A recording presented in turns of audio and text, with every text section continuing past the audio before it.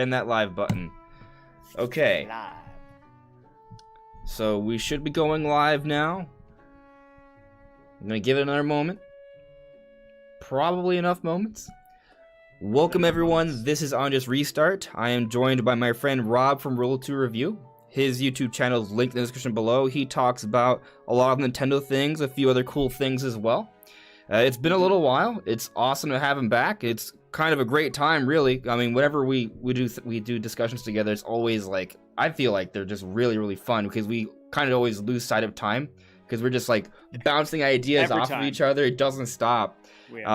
So I feel like this is going to be a pretty fun discussion, but it's also going to be the final live discussion here on the channel for the year, mainly because I have plans for the next coming weeks because of Christmas, so I won't be available for the last 2 Sundays of the year, but January 2nd, the podcast will be right back. That'll probably be like the 2022 like predictions podcast or what have you.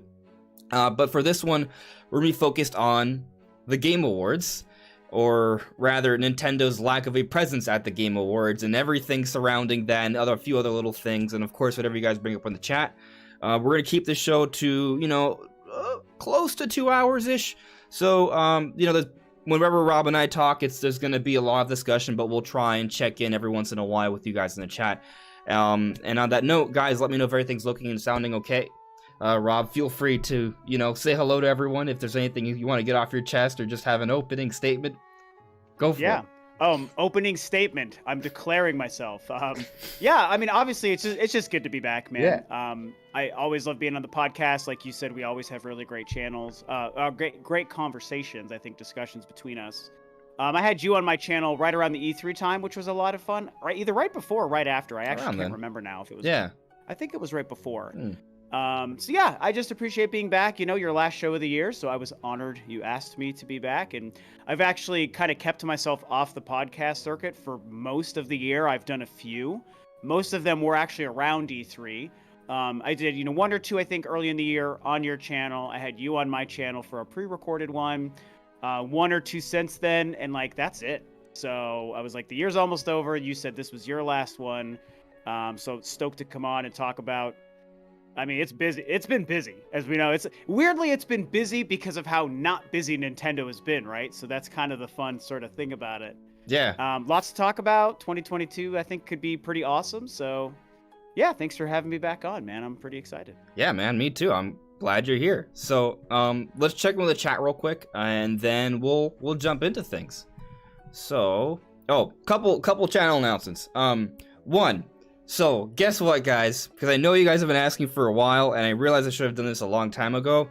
I finally submitted for a single tier of memberships on the channel. I did it right before this, so apparently you need to do like a 24-hour thing.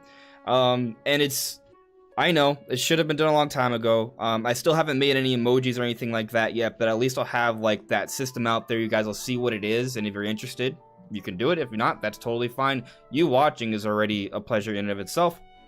But I know a lot of you guys have been asking about memberships, so that will hopefully be going live soon. I wanted to maybe have it go live for the final live stream of the year, but it'll be live for the first live stream of next year. So it's coming. I've already submitted it, so it's happening.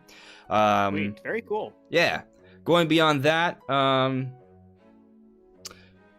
yeah, videos are still happening. I mentioned this is the last live show, but there will still be videos. This is the last live podcast. I don't know if let's say like Xenoblade Chronicles 3 is announced like on December 28th, and I have to talk about it. Like maybe that'll happen, but it won't be like a planned Sunday podcast. It'll just be like, oh my god, I can't believe this. But yeah, those fun December 28th Nintendo bomb drops, because they always happen. Those. Yeah. On that note, Robin, I'm sure you agree with me, based off what I'm going to assume was a little bit of sarcasm, that doesn't happen because Nintendo and most companies go on holiday during this time. So do not expect crazy announcements during this time. Maybe some rumor person or leaker person may say something, but that's just because they're saying something that they heard weeks beforehand or something. Like, it's not... There's going to be no real significant official announcements in the last 2 weeks of the year. Yeah.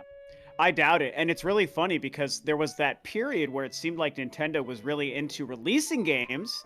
They've released a couple of pretty high-profile games in December, which doesn't normally happen for most companies. They did Xenoblade twice, and they did Smash Brothers. Like, that was a huge one. And, ironically, Microsoft did it with Halo this time. They took the month of December by just releasing Halo Infinite this past week, which I'm playing, by the way, and it's freaking awesome. But yeah, so it's just weird how they don't usually make big announcements, but in the past, they've certainly tried to own the month as far as a big game release, and it's done well for them.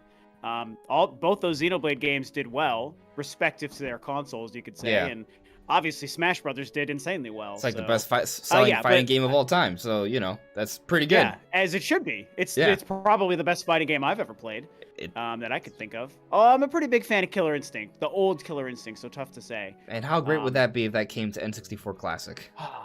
You know what? If Killer Instinct Gold came, and if the emulation was good, I might start to consider. I don't know. I'm so iffy on signing up for it, but I definitely think that game would be great to see. We want those rare games, man. So Killer Instinct Gold was great.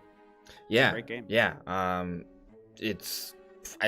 was one of my favorite fighting games on N64 as well.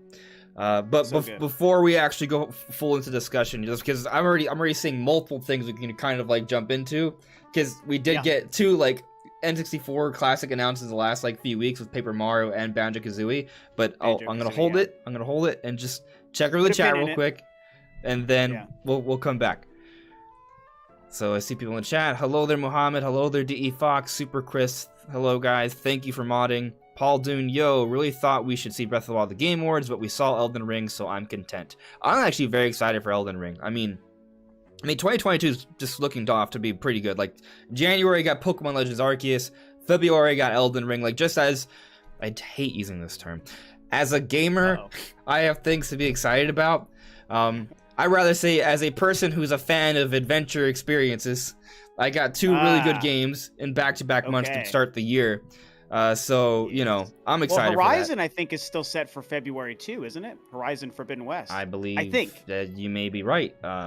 Yeah, that's another one. So, again, not Nintendo stuff, but I'm pretty sure that's like February 20-something, right? Are you looking it up right? Yep. You're right. February 18, 2022. There you go. Yeah. So, there's definitely things to be excited about. And obviously, on the Nintendo front, we have at least Legends Arceus for January. We'll see what happens after that. That'll be part of this discussion to some extent, I'm sure. But let's see here. Super Chris added me. Muhammad, we appreciate your enthusiasm. If you guys want to suggest subscribing to my channel, I'm okay with the free advertisement. That's fine. I would suggest subscribing to Andres' channel. Does that help? I highly recommend it. Oh, yeah. Listen to Rob. That's okay. Yeah, just listen to Rob. Yeah, just listen to Rob. That should be a meme. Just listen to Rob. There you go. Yeah, that should be for sure a meme. Yes. Yeah, that'd be good. But yeah, honestly, you do make some of my favorite content. I watch every video you put out. So I've been happy to see your channel grow, and I know you hit 10K earlier this year, which was super awesome. We probably podcasted since you hit 10K, if I remember right. But what a good milestone that feels like. I just like to see you growing, man. Did you pass 11K yet? Recently, yes. Yeah. Nice. Congrats on that one. Thank too. you. Then that's very cool. Thank you. That means a lot, man. Yeah, I mean, I also enjoy Rob's channel. Also great content creator. So guys, make sure to check him out. It's linked in the description below. You should subscribe to him if you haven't. Thank you. Yes. Yeah. But let me just kind of continue with the chat here because I know I'm going to forget. So I just want to kind of like see how everyone's doing. I see a lot of you are here. That is awesome. Thank you. Is everything looking and sounding okay? No one seems to be complaining, so I think it's a good thing. That is a good sign. Yeah. Let's see here. Ice Sonic Academy. I'm not disappointed actually about Nintendo not being there, mainly since there was Cuphead and Sonic. Would have loved some Nintendo, but that would have been icing for me. I mean, yeah, so like if you look at the Game Awards as just like an event where some games that you're maybe like may get an award and maybe there'll be some announcements and you're not necessarily caring about where it's coming from. I mean, there were some things that were relevant to me. I did get to see a little bit more of Elden Ring, but I didn't need to see any more of Elden Ring. There's already like demos out of the game already, so I was actually a little annoyed by that, but hey, the pot was cool. Yeah, Pot Buddy. Yeah, that was cool. Yeah. Beyond That's that, funny. there was Monster Hunter Rise. In the pre-show, we technically got a little bit more information on a big Switch game next year, Monster Hunter Rise Sunbreak, which is a DLC technically, but it's looking to be a significant expansion to Monster Hunter Rise, which is a big game for this year. And we got one of the monsters going to be in it, and they also showed like what appears to be a little bit of the beginning of that expansion. It's seeming to be very much like Iceborne. So that is something. It's not like we didn't get literally anything at all. We did get some news on major Nintendo games for next year, but it was from Capcom during the pre-show, and it was about an update on DLC that we already know about for a game that already exists. So, you could argue compared to previous years, it's the most paltry amount of new information we've ever gotten. Actually, I don't even feel like it's an argument. I feel like it's pretty objective, but I mean, yeah. It really there was a very finite amount of stuff, and like you're pointing out, none of it came from Nintendo. The little stuff we did, except for like their sizzle reel commercial that I saw, none of it came from Nintendo. Yeah. So. Yeah, that is true. The Sonic thing, I thought that was cool because I do like Sonic. Both to finally see a little bit more of that game, Sonic Frontiers. It wasn't straight up. I mean, it was sort of gameplay. Like, I guess they showed panning shots of the environment. It's conceptual. I found it to be a conceptual trailer. I saw when I saw that dropped, I was definitely excited because like I knew that the Sonic 2 movie trailer was going to drop, which was a pretty good trailer. Like I'm excited. It'll be fun. I thought the first one was fun. But then that Sonic Frontier thing, I was like, a new Sonic game. And it's CG thing, but I think the concept is what's most exciting to people. And not to go too far down a Sonic tangent, I don't want to derail you in your kind of recap, but I will say, part of the reason I'm so excited at the prospect of some kind of an open world approach to a Sonic game is I actually think, and I don't think many people have really keyed into this, but I feel like that's one of the number one ways you can solve the problem of 3D Sonic, because for years, and I mean 2 decades probably, going back to like the 6th gen GameCube PS2 era and on the Wii with some of the 7 Rings and the Black Knight stuff, in the 3D Sonic era, I feel like they've always been trying to find a way to make a game where you just go fast, but you're in 3D. Going fast in 2D with the loops and stuff is classic, and we love it, and they made that work. But in 3D, that's always been their struggle. And there are 3D Sonic games that I like. I actually think Sonic Lost World is pretty darn good, and Sonic Colors was awesome, right? I enjoy those as well. Yeah, those are great games, man. But I feel like with this one, I don't think people have really thought about, like, this is how you find a way to make 3D Sonic go fast, because once you're open world, however they do it, you can create huge sections and open flat plains with, like, I don't know, jump pads and ramps. Yeah, and like I've seen like fan games or fan mods of this concept before. Mm-hmm. I've seen it before, and I think it can work. And to kind of like piggyback off your idea, like my thinking has been for Sonic, is that they need to create a game where it's focused on maintaining your momentum. Because I feel like whenever you play a Sonic game, I mean, it's even in the 2D games, but like the worst thing to happen in a Sonic game that ruins your experience is when you stop. It's annoying because Sonic is not a slow platformer, let's say like Mario, which has sped up somewhat in some games, but still like comparatively, right? You don't want to be stationary just thinking, oh, how, should I think about how far I should jump? No, like for Sonic, it's about speed and maintaining that momentum and getting faster. So to your point about more of an open style of like level design, what that enables is that there's less walls, there's less restrictions. They can design a world where they can continually think of different things to keep you moving. And I think that's where Sonic is at its best. When you are moving very fast, it's exhilarating, it's exciting. So if they can design a world where you're maintaining your momentum more often and you're getting those really cool moments where you're zigzagging through environments or going through the giant like wheels or what have you. We saw some of it in the panning shots, which I guess was kind of cool. Like they showed some Sonic style sort of environments, but in an open sort of world. So I think it has potential. I still am not like 100% thinking it's going to be a really good game because it's I think hit or miss is a pretty good description of how Sonic development usually goes. Very accurate. And you know what I was thinking too, since that trailer came out, because I was like so excited, and I actually love Sonic. I even like Bad Sonic. Like, anyway, I don't want to go down that tangent, but I do like Bad Sonic, but I also like Good Sonic. And since this came out, I was like, okay, this could solve the speed thing in a certain way. But it also made me realize, oh, I forgot the point I was going to make about Sonic. I got so distracted by Bad Sonic. What was I going to say about it? I don't know. Well, Other than so you were talking about the open environment. I was saying how I feel like what's best for Sonic is for them to design a game with maintaining momentum, and I think in using an open style environment might be a way to kind of do that well. I don't know if that kind of gets you back on track. Yeah. Now I remember what I was going to say. And what I was going to say is the key to doing that well, I think, is to not create a lot. You can't have a busy open world. That's the thing I was going to say about the open world. Like, everyone's comparing it to like Breath of the Wild, for example, because that's just what we do now and it makes sense and like we all get it. But I feel like if you imagine how Breath of the Wild's open world truly is, you couldn't just like plunk Sonic down in that world and just say go and just run fast. Right. That world isn't designed for that. So they do have to be very smart and clever with their world design so that it facilitates the speed, like you said, with momentum and without a lot of reasons to stop. And unless, you make your own mistake. You don't want the world to be the reason that you make a mistake. You want your skill to be the reason you make a mistake.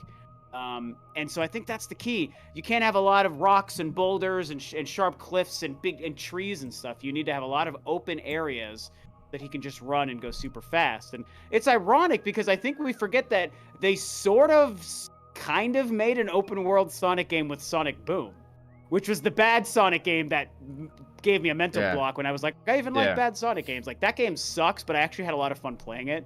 And I still own it, actually, for my Wii U. I'm one of the probably 5 people that owns that game. And that game had like an open world, but they really didn't try to push for speed. I don't know if you ever played it, but they didn't really push for speed with that game. I didn't play Boom. It was weird. Again, it sucks. Like, I like it because it sucks, but it's like a good bad kind of thing. Yeah. So that's Sonic. It's I'm not. excited. It's not. I am cautiously optimistic. Let's say that. Same. And it's gonna be on Switch, so that is something, right? So if you think about it, right? Like, okay, we got a little bit of an understanding of open world Sonic, and given that it's Sonic and the relationship between Nintendo and Sega and such over the years, I feel like it's not a crazy bet to say that this Sonic game has maybe its best chance to sell the most on the Nintendo Switch, given that relationship and also the popularity of the Switch, assuming it's day and date with the other systems and it's not a completely gimped version, because that does happen a lot. But assuming it isn't, you imagine?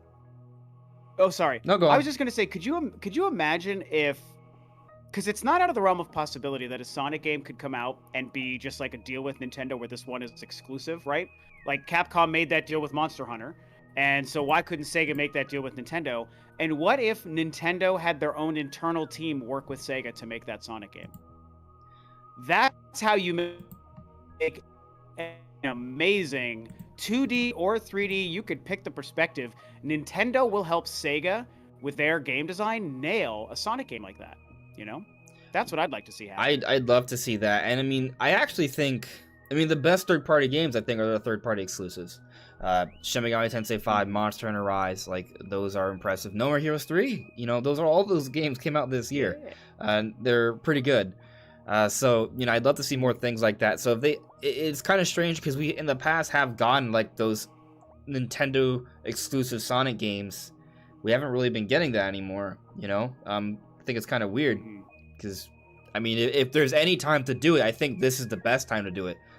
Not for Wii U, not for Wii, for the Switch. Yeah. But they haven't.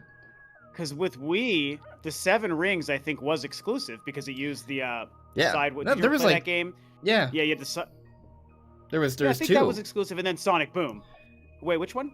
Well, there was okay, so there was like 3 exclusive Sonic games for Wii actually. Now Colors is not exclusive, but it used to be. Yeah. Because there was the Secret Rings, but there's also the one with there's one that was based off I guess the Arabian Nights, and then there was another one that was based off like a medieval sort of adventure. So that was the Black Knight. Yeah. And then before that, I think it was the Secret Rings. The Secret Rings. Yeah. Yeah, because I think Unleashed is the one that might have been multi-platform. Yeah. Wow, there's a lot of Sonic games that came out during that time. Yeah. That's why I was like, oh, wait, maybe you're right there. Because I think you're right. I think Unleashed was multi-platform, but I think Black Knight and the Rings... And I think the Rings is the Arabian-themed one that you're talking about. I think that would have been Rings. Yeah. Those were exclusive... And Colors, of course, was exclusive. 3 exclusive Sonic games. But then Sonic Generations. That came out on the other consoles. I think it came out in 06, right? I want to say 06. I could be wrong. But... No, because Sonic 06 was 06. Okay. And then Generations was like 08 or like maybe even 10 or something. Either way, though, that's like a 5-year span where there was just a whole bunch of Sonic. And they were pretty good overall. I would say that was a pretty good time to be a 3D Sonic fan. Yeah, they're okay. Yeah. But let's go back to the chat real quick. I'll check a couple of ads here. And then we'll get on with it.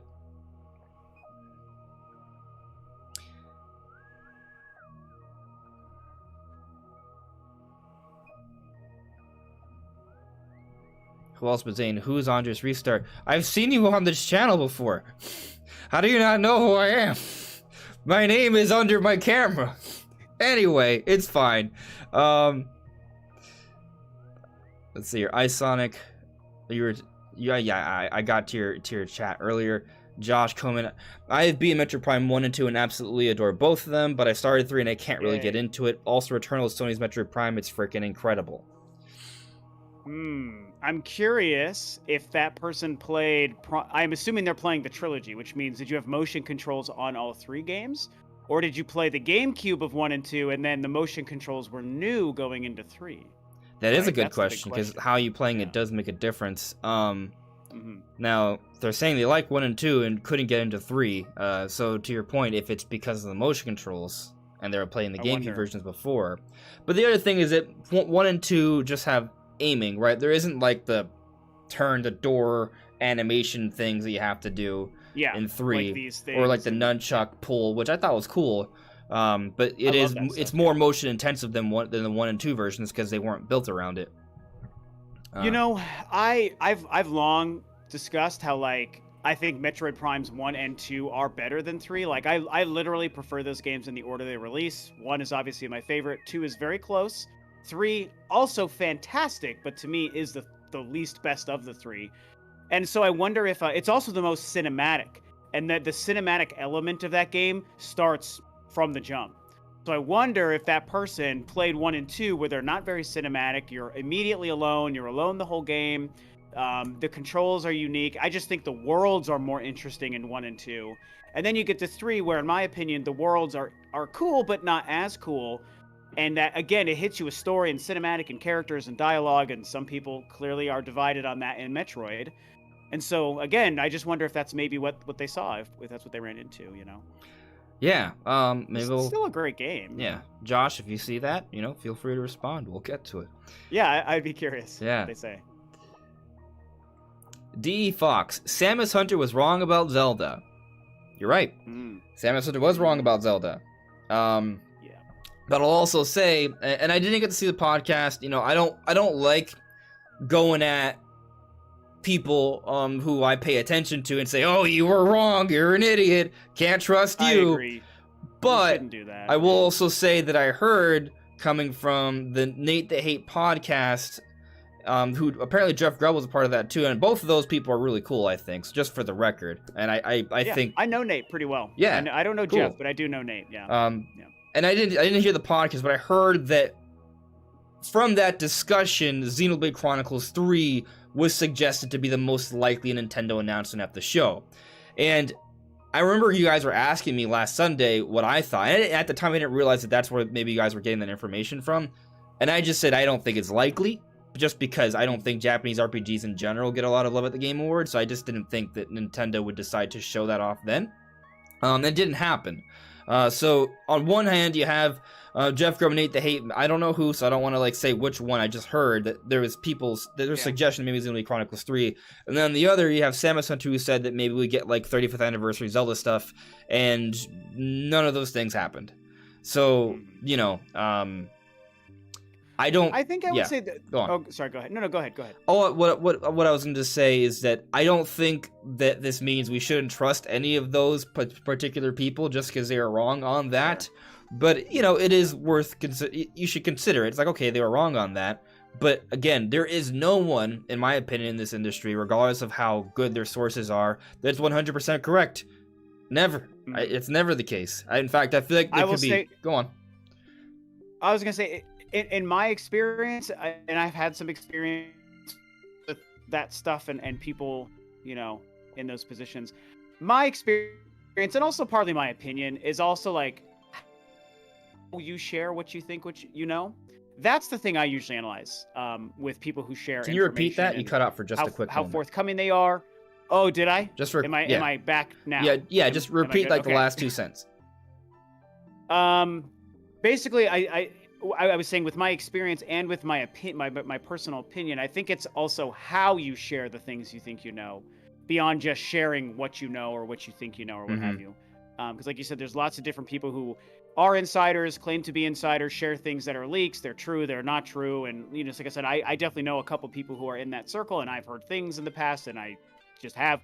And so to me, I really think the tact that someone uses to approach sharing their stuff speaks volumes to me, in my experience with the people that I've talked to in the past, about how much you can trust someone and also just how they are.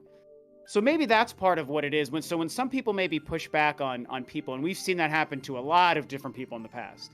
Even Emily Rogers has not gotten everything right. No. She's probably got maybe the best track record if you looked at any one person, but she's not gotten everything right. But I mean, no one usually comes like after her or whatever, or other people like Nate, for example, because a lot of times they're pretty good about how they go about sharing the information. And if you talk about it like the most foregone conclusion, or if you talk about, you know what you know, but things could go different ways, or if you update as information changes. And not everyone has done that in the past. There's one or two people, one who I know you've talked about on your channel before, who's kind of just had to disappear, right? So that stuff happens. They just like exited the internet. We're talking about Zippo a certain way. Or someone else? Yeah. Oh, yeah. Yeah. Yeah. The Zippo kind of sobbies. There was like a tying of that whole situation, and that thing just, and you know they kind of even got some things right, but they also got a lot of things not so right, and so there's also that confusion of were they piggybacking off the other people who knew things? Yeah. So like, there's this debate: was that person ever legitimately giving us information or not? I think disappearing suggests. I mean, actually, you don't know, because some people just don't like the backlash, right? Or maybe they said something and then someone... There's so many possibilities, really. But, yeah. But I do say... Yeah. Oh, I'm sorry, go ahead. I was just going to say... I just wanted to repeat the point I was making, just that... Just because they were wrong doesn't mean that we shouldn't pay attention to them. And again, I didn't listen to the podcast. Maybe they were just speculating and people sort of kind of picked up on that. Because since I didn't actually like hear it, I don't actually want to just say they said specifically this and this is what happened. It's always kind of hit or miss, right? I mean, I've told you guys I've heard that Donkey Kong is real, and it lines up with what other people have said, but Nintendo hasn't showed it yet. But I also think it's worth noting that just because we hear about something behind the scenes, that doesn't mean it's going to happen within 3 months of when we hear about it. It could take 2 to 3 years. Skyward Sword HD is a really good example of that.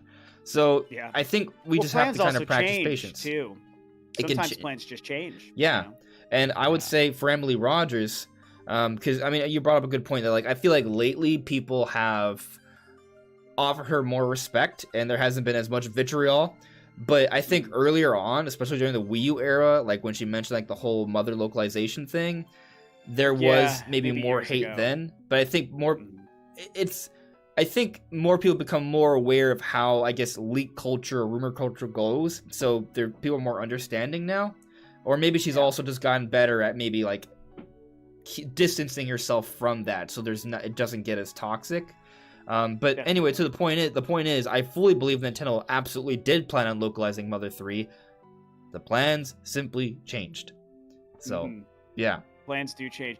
And, you know, with the Zelda thing, I don't know if we're jumping ahead, but you were already kind of bringing it up anyway. I mean, not to diminish anyone who claims to have had an actual inside prediction about it, inside league prediction. I feel like that's one of those low-hanging fruit predictions that everyone did and could make. It seemed like the most obvious thing anyway.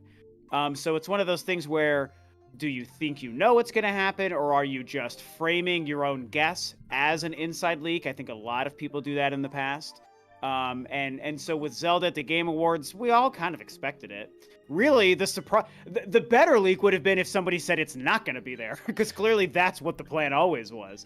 Everyone predicted it was going to be there. And there were people saying there wouldn't be anything, but I feel like every time there's always people saying there won't be anything, because some people like to adopt the philosophy of assume nothing, be a little pessimistic on it.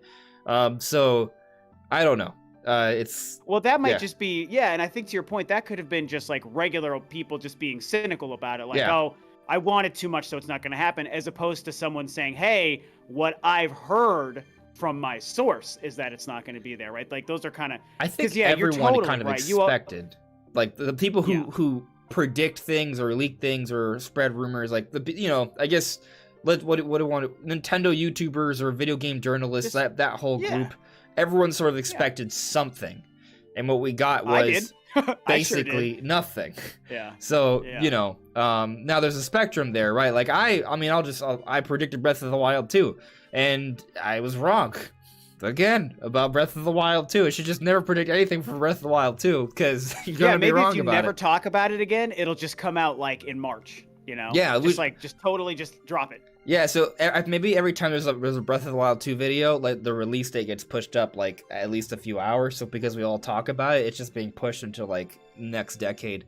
It's pretty much a decade away at this point. So let's just not talk about it, and then we'll play it in 3 months. There we go. There you go. I like this plan. Yeah, maybe I'm the reason we haven't seen Metroid Prime 4 yet, too. I think I'm the sole. I probably myself pushed that game out a decade with all of my videos and conversations. See, what I've been doing is I've been focusing on talking about Dread DLC and a Metroid Prime remake. That way Prime 4 can actually come out instead of those things. Great. I love it. I owe you one. I'm ready. Let's do it. Yeah. But, we'll circle back to the Zelda thing, because there's something I want to say on that. It's actually a big point, but I'm just gonna real quick run through some points in the chat, and then we'll do that. Sure. John Delmore added me, and you as well, Rob. Have y'all heard any news about Prime 1 Remaster? Do you think they'll do the same with Prime 2 and 3? I mean, I believe the Prime 1 Remaster is real. I think it's sort of conflated with the whole Prime Trilogy report. Like, the people who said Prime Trilogy were real are now saying that it's Prime Remaster. So I guess it's just one of those things where they heard some things and maybe those plans changed, or they just heard a little piece and then they assumed that it meant the whole thing. Or maybe there was a plan to do that, or, there's a number of possibilities. But anyway, I do think that there is some sort of remastering of the original trilogy. I think it's probably just the first one.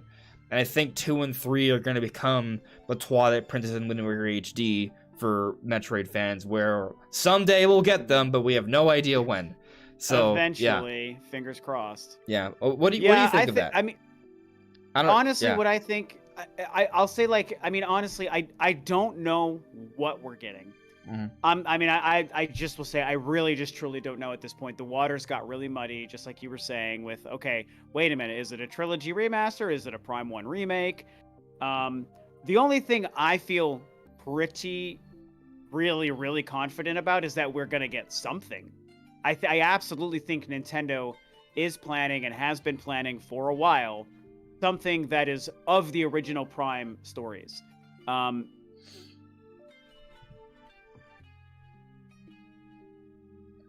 I lost you for a second. I don't know if you can hear me. I'll give you a moment. It's cutting out right now.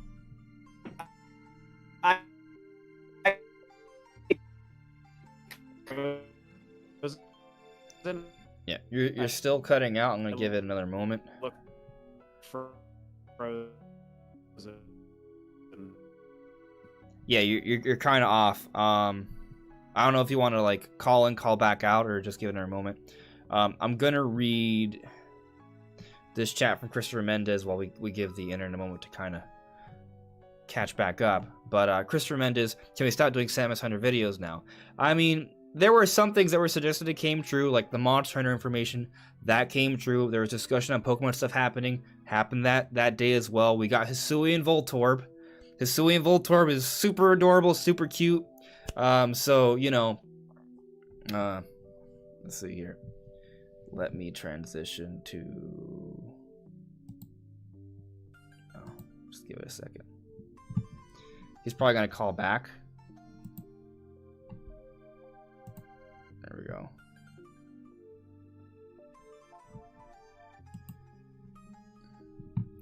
We'll give Rob a moment to come back here. But where was I? Yeah, I know the video is kind of messed up, but I'll fix it in a moment.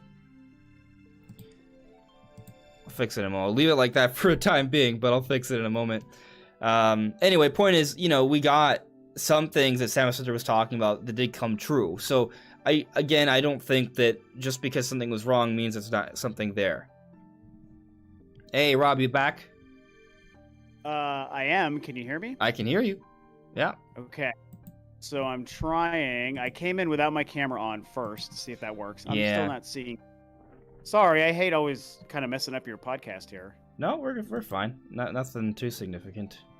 I do not know how to fix my camera because I turned it off too, and it gets attached to like something else. So I kind of have to figure out. So I turned my camera on. Can you see me? I can see you. Fine. Oh, great. All right. Yeah. Now I have to remember how to fix my camera. I can turn mine off to me. Yeah, that's weird. It's just so everyone watching knows, I will own this because Andres and I have gone through this many times on podcasts. Where I live in the Pacific Northwest, my internet sucks. And it definitely sucks in my neighborhood. So I have this problem often. This is definitely more on me, so I apologize for grinding the podcast to a halt here. No, we're good. I just need to remember how to reset my camera on here. Because when you go into the Discord settings? The thing is, it's the Discord's not receiving the camera because my camera's trying to work on another piece of software right now that was open at the same time. So. Yeah. So is that unrelated to my internet, or did my internet make that happen? I mean, I tried resetting things, and in my effort to reset things, I messed it up. But that's my fault. What a travesty! I think I might have. I was in the middle of making a really good point too. Fixed it. There, we're good. I see you. There we go. We're good to go. All right. No problems. Again, apologies everyone. That is totally on me. That is on Rob. I screwed that up. Well, I mean, while we were disconnected, I just talked about how, like, you know, people were saying that Samus Hunter shouldn't be trusted now, because she was wrong about Zelda Anniversary stuff. But like, she was also talking about Monster Hunter and Pokemon stuff happening around the same time as well, and both those things happened. So, like, I don't know if that's entirely fair to say that there's nothing to trust there. Yeah. But you know, what you were making a point though, because we were talking about Metroid Prime. Metroid Prime stuff. Yeah. Yeah. Well, so I remember basically the expedited version of the point I was making is just that I don't actually know what version of that thing we're going to get, but I definitely do believe and have heard that something is coming. You know, the water got really muddy with the introduction suddenly, where like all these different people were saying, hey, there's this thing about this Prime 1 remake thing. That was something that I lost you again.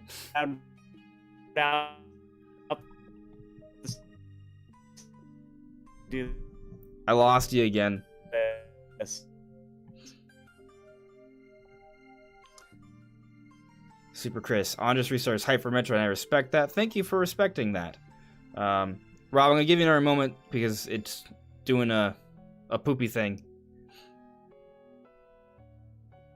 Ronnie Fazio, I take my L for my Star Fox prediction. Hey, I remember when you brought up your Star Fox prediction, and I thought it was bold, it was fun, it was exciting, and it was just cool to think about.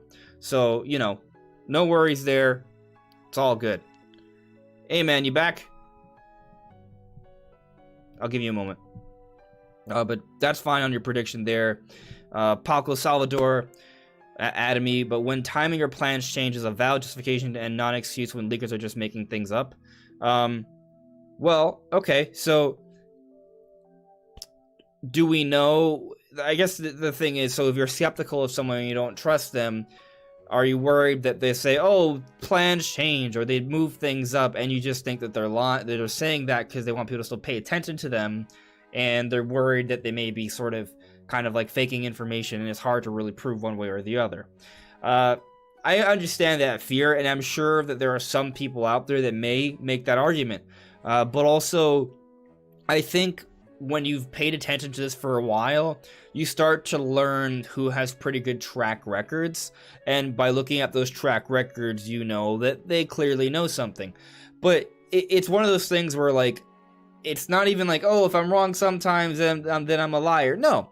Like, for example, you look at Jeff Grubb, right? Like, Jeff Grubb has said things, and it doesn't always materialize immediately. Sometimes those plans change a little bit. Doesn't mean they don't happen. For example, there was a lot of discussion about Super Mario 3D All-Stars all throughout last year, and people doubted it. Doubted it, because it just didn't announce it, but it happened. It just took a little while. Hey, Rob, you there? I am. Can you hear me? I can hear you. Yeah. Well, I might have to consider just going no camera. That's fine. Maybe see if this makes a difference. Yeah. Yeah. So well. you know, Pau Casaldo was just asking or bringing up how, like, maybe sometimes people talk about timing or plans changing to justify while they are wrong, and it's just an excuse as opposed to them actually saying, well, you know, plans changed. And I was just talking about. I don't know if you could hear me while you're getting back in there. Yeah, I think, you know, it's hard to tell for sure what sort of happened. It looks like he kind of dropped out for a moment. But, again, it just comes down to track history and who's in it, who isn't. Let me see. I don't know how long he's going to be gone for. What if I'll put this over until he comes back, just because the camera looks weird, but it's fine. What was I saying?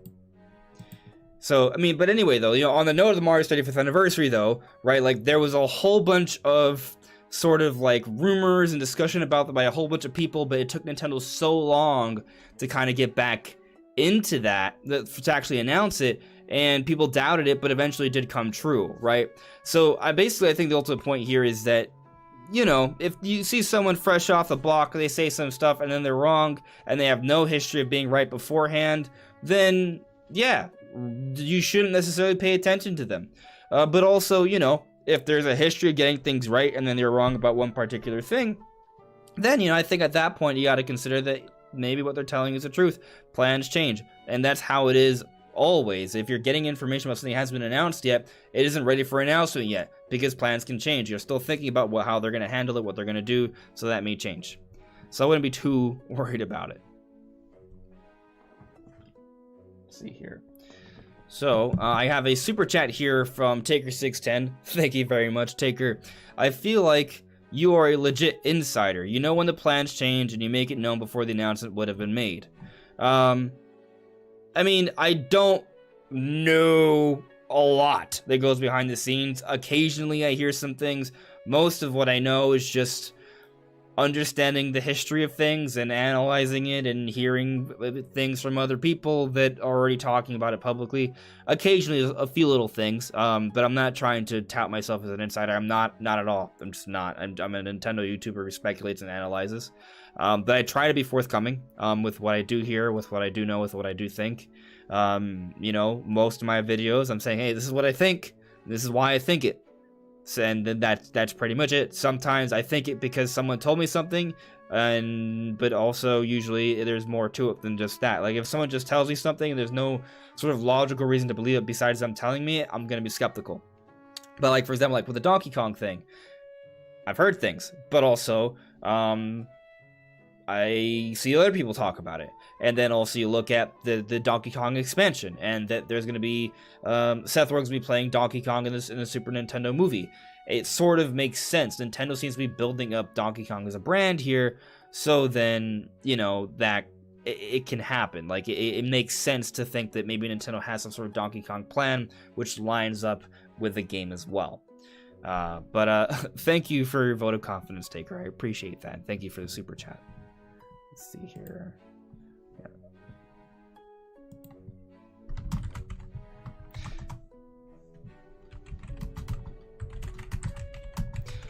Trying to get Rob back on.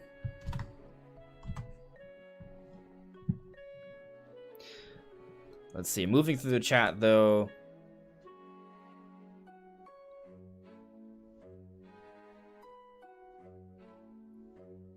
Rule to review on. Okay, so Jackomac added us. Maybe they'll pull an Apple and just skip Prime 4, go to Prime 5. What if? What if they did that?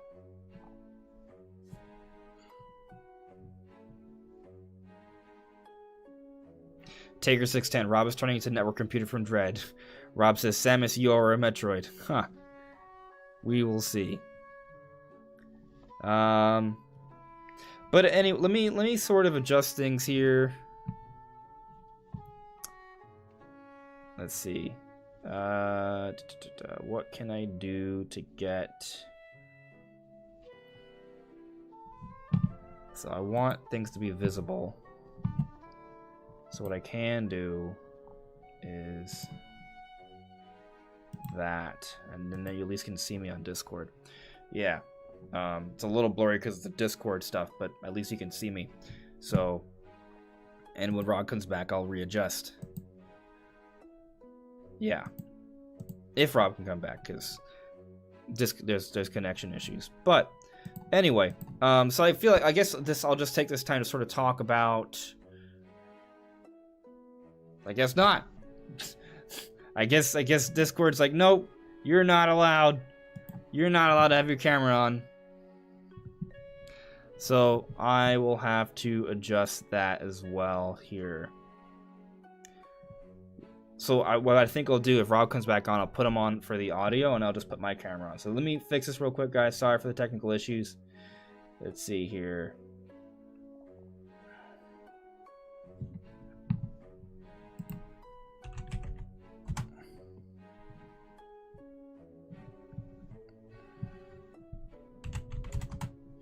Yeah, right now I'm just trying to get Rob on. He might... Well, I'm not sure. Anyway, let me fix this real quick, and then we'll get back to talking about things. So if I go to the settings, what I want to have on is my face cam here.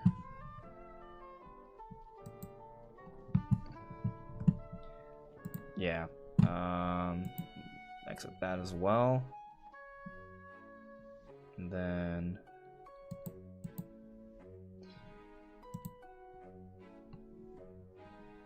Let's see, can I get it to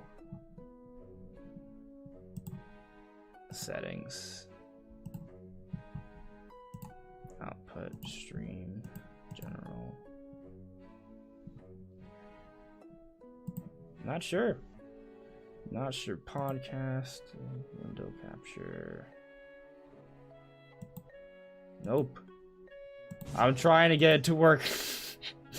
I'm trying to get my camera back on, but it's just saying no. Why won't it let me turn the camera back on?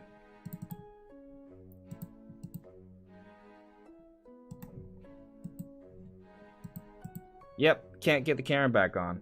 I don't know why, but that's not working either. What do I do? What do I do? I don't know. Not sure how to get the camera back on here, because it won't pop up. Output, video.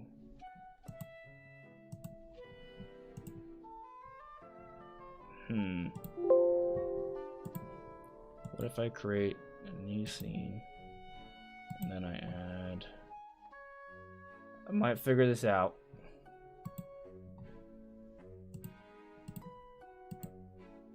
Nope.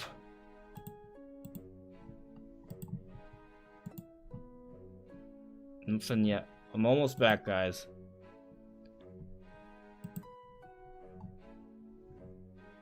That's something. There, my camera's back on now, right? However, the video format is definitely different.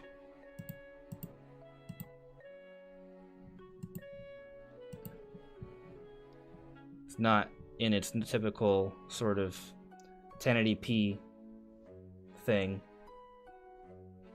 Oh well. Configure video.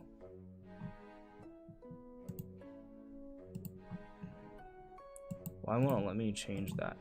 Yeah, I'm not sure. Not sure what's going on right now, guys. Oh, that's an interesting idea. That's way too blurry. No.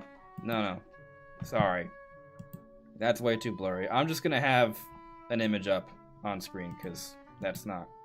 There we go. We'll just have something. Sorry, guys. Actually, I'll do a window capture.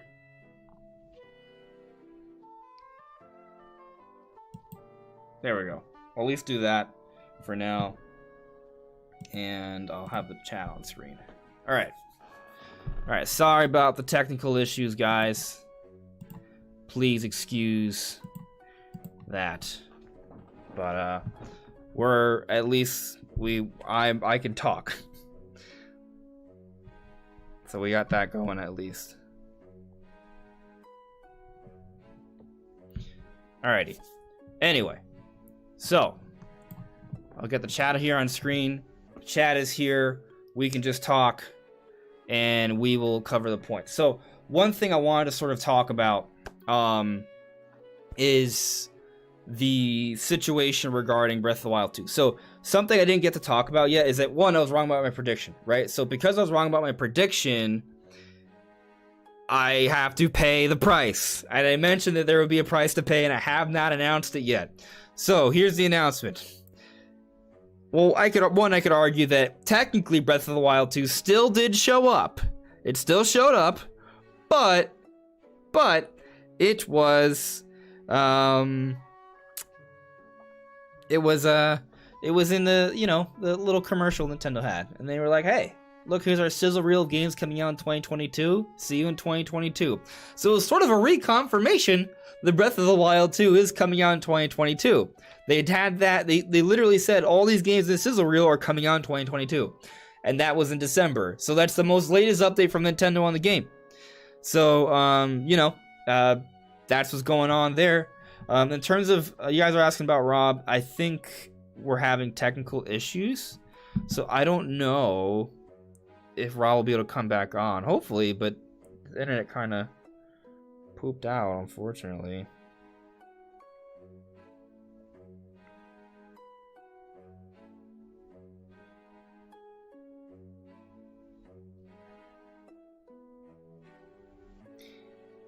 Yeah. So yeah, Rob, unfortunately, because of connection issues, Rob we'll have to do another show with Rob another time. But yeah, so can I argue anyway, going back to my point, am I going to argue that I didn't lose a bet because Breath of the Wild 2 showed up to some capacity at the Game Awards? I'm not actually going to argue that. I'm just stating. I'm still going to pay the price. This is the price. This is what I'm thinking. What I'm thinking I'm going to do is that I'm going to eat a whole bunch of popsicles, and I'm going to use those popsicle sticks to build a Chica slate. That's what I'm thinking.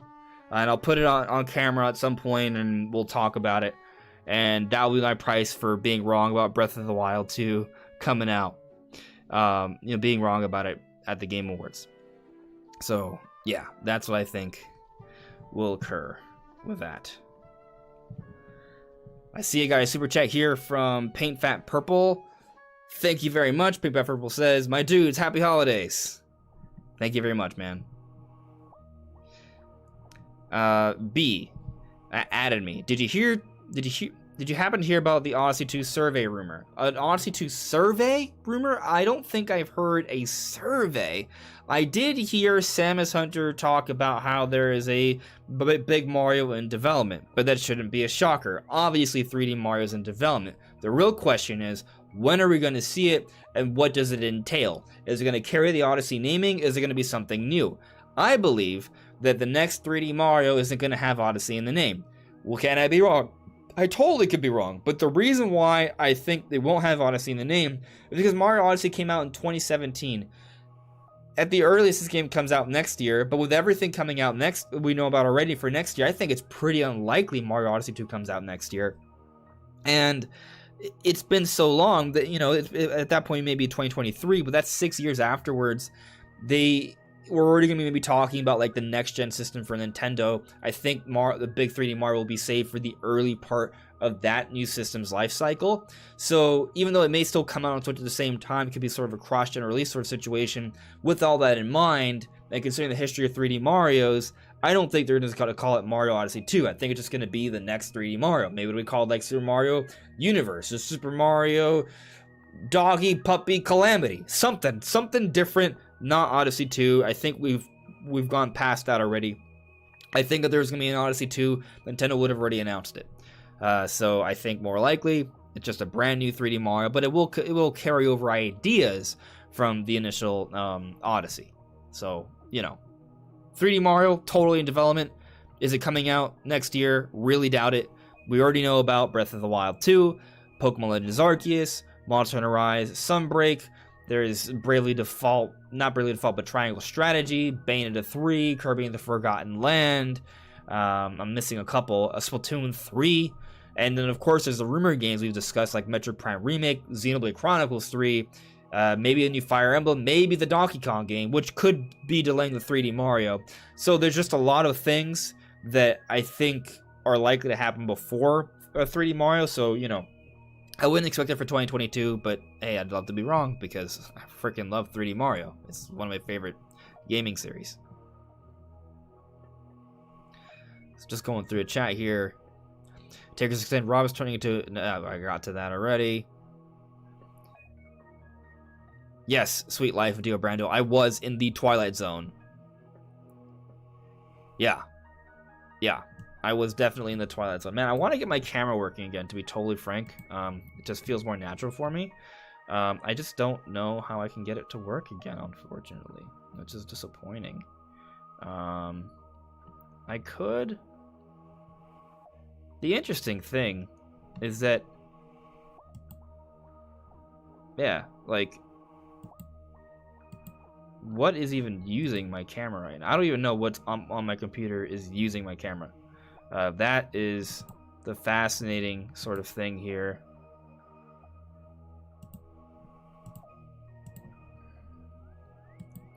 Oh, I think I tried to get it to work last time and it just didn't, right? Yeah. I really wanted to get back on there, but it just wouldn't work. No. Yeah. Sadly. Oh well.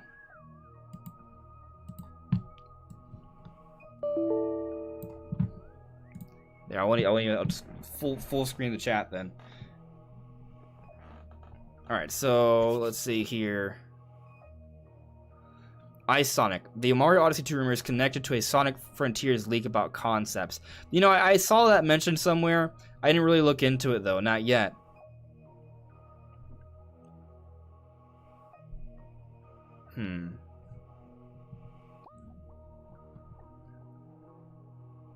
Ronnie Fazio, do you think the ship has sailed for Dread DLC? That's a good question.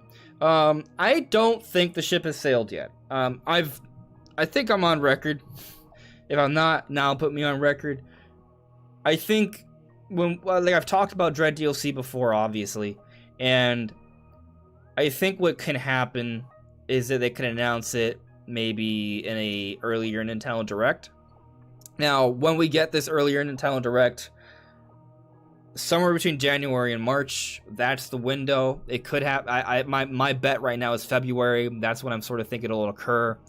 There's a little bit of a history of it happening in February, so that's what this the history of it happening at any of those 3 months, but I think February, most likely, because Legends Arceus will be out by that point.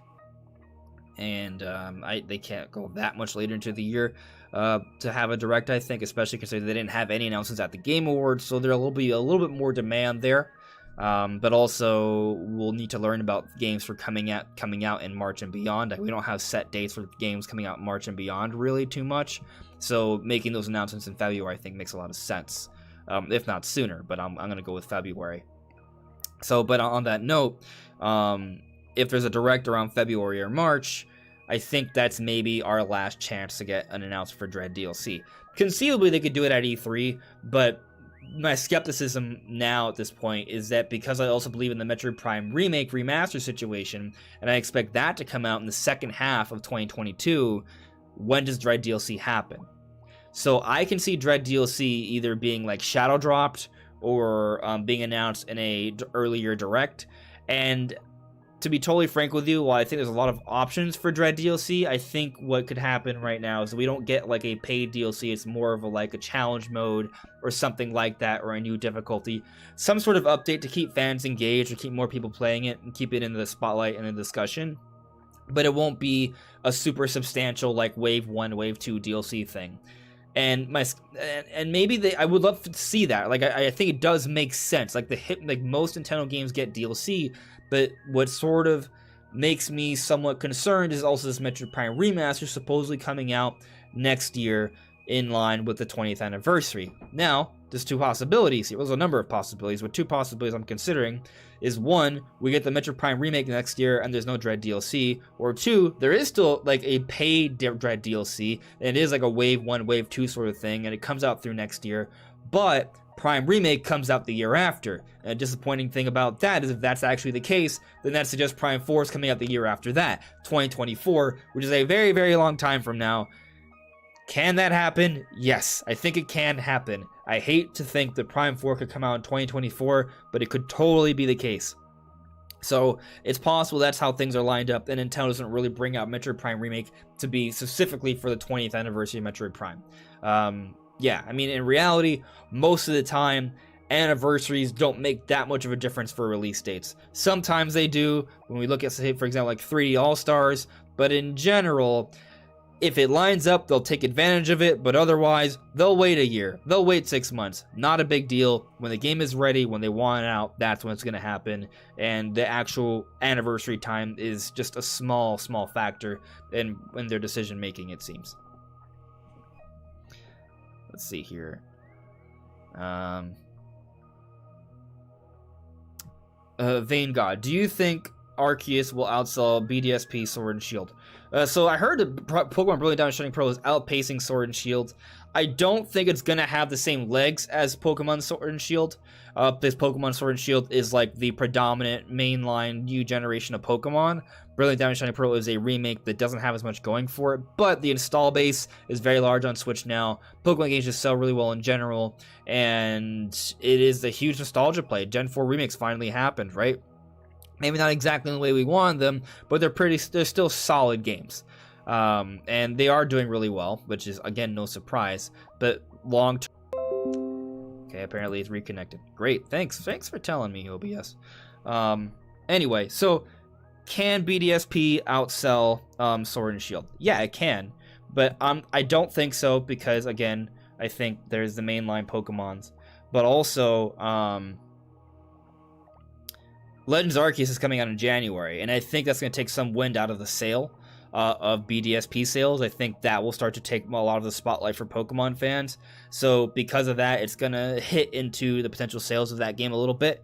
So, you know, I'm going to say no, but it's definitely going to be a big seller. And I mean, I could be wrong because right now it is outpacing, but I don't think it's going to actually pass Sword and Shield. I think too many Pokemon games are going to come out before it has the opportunity to really get all those sales, and people who would have bought BDSP will have bought something else instead. That's what I think we shall see. The Elemental Hero, the Shadow Link Dragon Wolf King, great name. I think what happened with Nintendo and the others, they had the passing of the Nintendo creator, wanted to still honor the gent the other events with Sony Xbox came up, I think that's why we haven't seen much from them. You mean when Iwata passed in 2015? I'm not sure. I may have misread. El Shango. Bill Trent did say something about being more info for Breath of the Wild 2 this year, but I bet that announcement was moved to next year. I think when Bill Trent made that statement, there was a bit of an assumption that Nintendo would be releasing information out, and I would have to double check the wording, but I think it was sort of like, we'll be talking about this game throughout next year to the early months of the year after. This year to the year after. So there was a window there, and the window included this year potentially, but what's amounted to is obvious at this point more likely early months of next year, which could mean that we don't have to wait till E3 to see Breath of the Wild 2. Maybe we see it at a sort of in a direct in the beginning of the year. And they're like, okay guys, here's the title. You'll get more information later this year. Like, I think they could do something like that. You know, it could be like the final little thing they show off in a major February Nintendo Direct to keep fans excited. That could totally happen. Totally.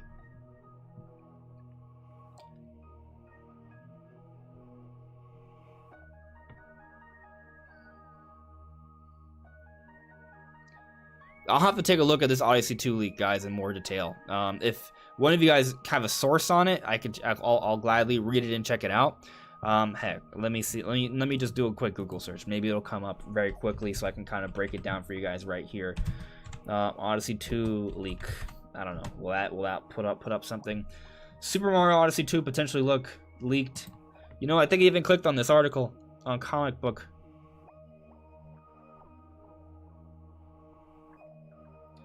This is from 4chan.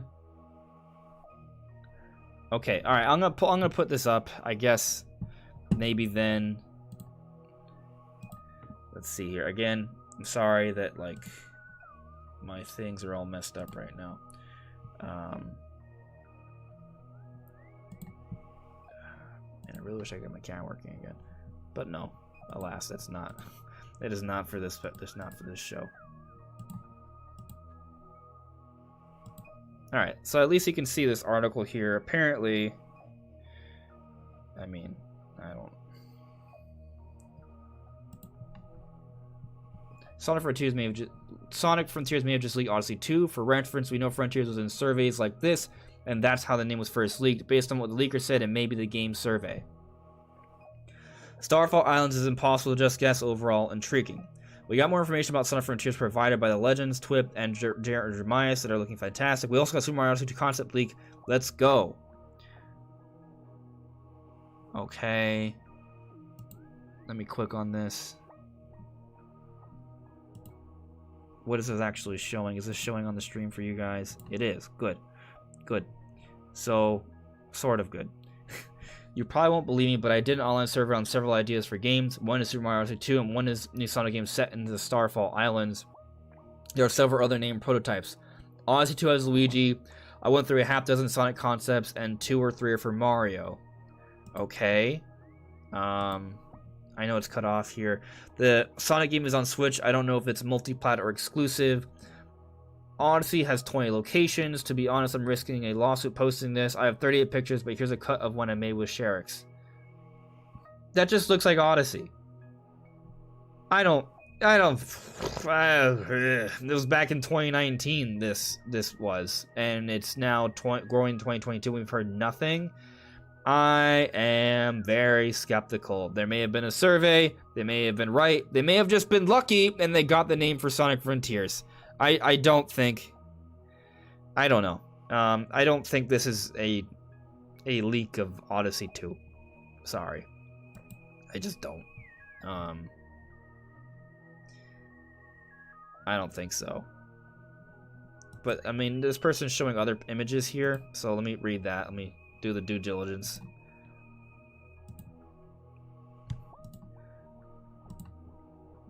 Action adventure, one player, no multiplayer. World Unexplored. New free roaming action adventure game that propels the Sonic franchise. Has created block.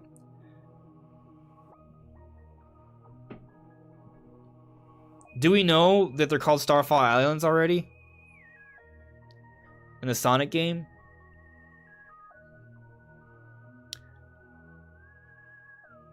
I mean, like, this is... I'm just saying, like, oh, let's... Next-gen Sonic game, what are we gonna do? Well, let's make it open world. Okay, cool. There's gonna be some islands. There's gonna be some stuff. You can fight giant bosses. Like, there's nothing here that I feel like is super indicative, but maybe there's a detail I'm missing. It shows the other part.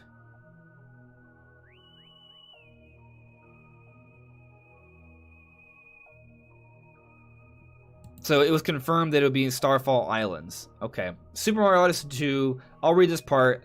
The image is bogus. It's just an image of Mario, but it's a survey, right? Supposedly. Okay, so they could just use a stock image of Odyssey, whatever. I'll read it. Let's see. Explore even more bizarre and beautiful landscapes as you discover, capture, and control new enemies. Join forces with a new and old familiar friends as you battle against Bowser and his loyal Goombas. Mario and Cappy head off on another adventure, but this time Luigi's along. Cappy's best friend is Bowler and has also decided to join the party. Playing with your friend is even more fun with new interactions between Cappy, creature, or enemy you can capture and control. Take off in the newly remolded Odyssey to explore new corners of the universe, paint to customize and upgrade your Odyssey as you progress. Cappy isn't the only sidekick that will help you along your quest. Yoshi and others join your party. 20 distinct locations are filled with hundreds of new puzzles, creatures, and enemies. Hundreds of new side quests that offer up hundreds of hours of additional whatever. Like, okay. I don't know. This is supposedly from a survey. Even if this is real, this is from 2019, and it's already, we're entering 2022. Now Nintendo could just hold off on the announcement, you know, but it's a strong possibility that maybe they're considering it being Odyssey 2, but they just decided to change the idea and make it just a full-on new sequel, or a full-on new 3D Mario. I just think that if this was real, we would have known more about it by this point, and we don't. So I'm skeptical of it, even if the person did get the naming right for Sonic Frontiers and then Starfall Islands. I just need a little bit more evidence. But, you know, hey, maybe this gives us some hope for Odyssey 2. Either way, 3D Mario's in development. And it hasn't been announced yet. And there's still a whole bunch of games slated for next year. So then, when does it come out? Kind of goes back to what I was saying earlier. Maybe 2023 for like a Switch 2 or like the Switch Pro, whatever you want to call it. So, color me very skeptical of this leak, unfortunately. But yeah, I don't really buy into it right now. Nope, not today. Yeah. Let's see here what you guys are saying. Okay.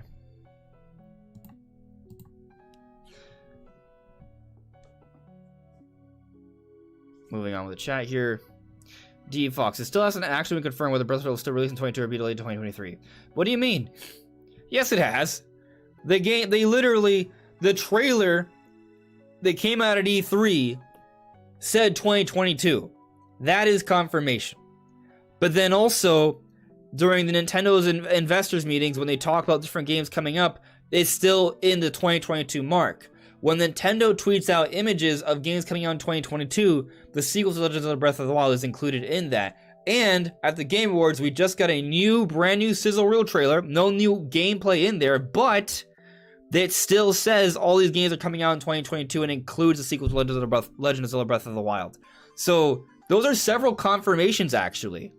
So yes, it has been confirmed that Breath of the Wild 2 will release in 2022 multiple times. Now, can it get delayed? Yes, it can get delayed.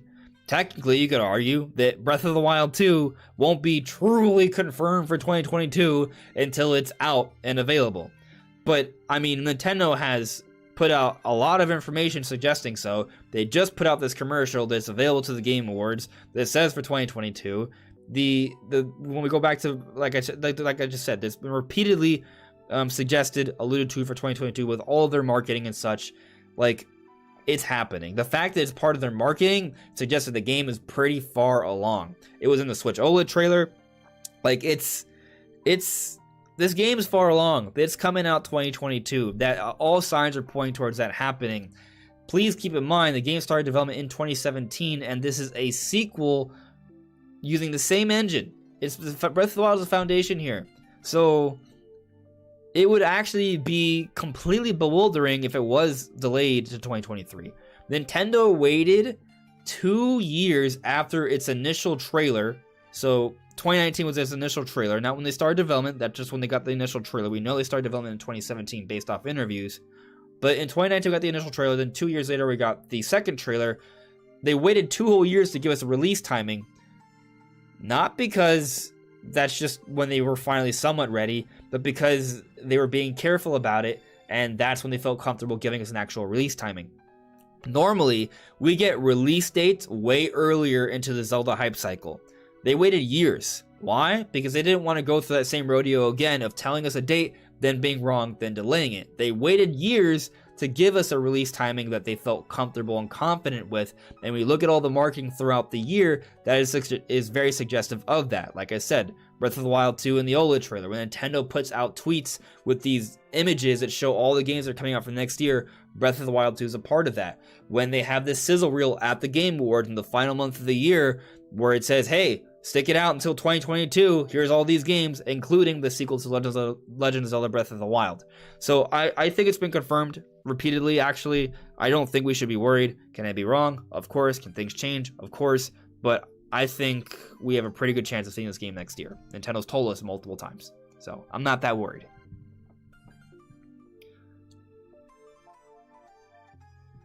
Super Chris, what's your percentage on a new Super Mario game being announced next year? 0. Okay, 0 is wrong. 10%. 10%. I want to argue less. I'll say 10% because, yeah, 10% chance that it could happen. I think Nintendo. I understand why people might think that a new Mario. Okay, I'll take that back. A new 3D Mario, I think, has a small chance to be announced next year. A very small chance, maybe 10%. But a new Mario game, period, I'd say that's like 99.9%. Something Mario will be announced next year. Something Mario's announced every single year. If you can give me a year where there wasn't a Mario game announced, I'd be surprised. There will be something Mario announced, and they absolutely want to take advantage of the Mario movie and have a lot of cross-promotion in some way, shape, or form. Doesn't mean that the Mario movie itself will have elements in a Mario video game or vice versa. Just simply the fact that they're using the actual IP, the intellectual property, is cross-marketing already. So that'll be good. Well, what will that Mario game be? I don't know. There's so many things it could be. There's so many things. And I think that if there's any kind of game that's going to take advantage of the hype and excitement for the Mario movie, it's going to come out afterwards. After the Mario movie, once it's come out to the world and gotten a lot of people watching and excited for Mario again. Maybe what they do is they come out with a Mario movie for the holidays, and then next year, 2023, that's when they follow it up a year later with a big 3D Mario. Maybe also Mario Kart 9. Maybe both come out in 2023. And they follow up the Mario movie. The Mario movie comes out digitally. It's available at a similar time period. And there you go. Like that's something I can kind of see. Like maybe Mario Kart 9 comes out summer 2023 or something, and 3D Mario comes out like holiday 2023. I don't know. Maybe one or the other. I don't know if we get both now that I think more about it. Like, unless like this next Switch comes out like March 2023, but I don't know if we're that soon. Either way, though, I do think something Mario will come out next year, just because every year there's something Mario. But in terms of like a big, major new Mario, like a 3D Mario, I think we wait till 2023 on that. And I'll also, but you know, there is another consideration. What if there's a 2D Mario game? We talked about it last week, I think. I feel like eventually we should get a new 2D Mario, right? Like I don't think Nintendo should be done with that. But you know, with Mario Maker and stuff, like that kind of makes it weird, because Mario Maker is like infinite 2D Mario. But it'd be nice to see like a very nicely catered, some original 2D Mario stuff. I guess the question is, how can they sort of push the concept forward? And Nintendo may not be sure of that right now.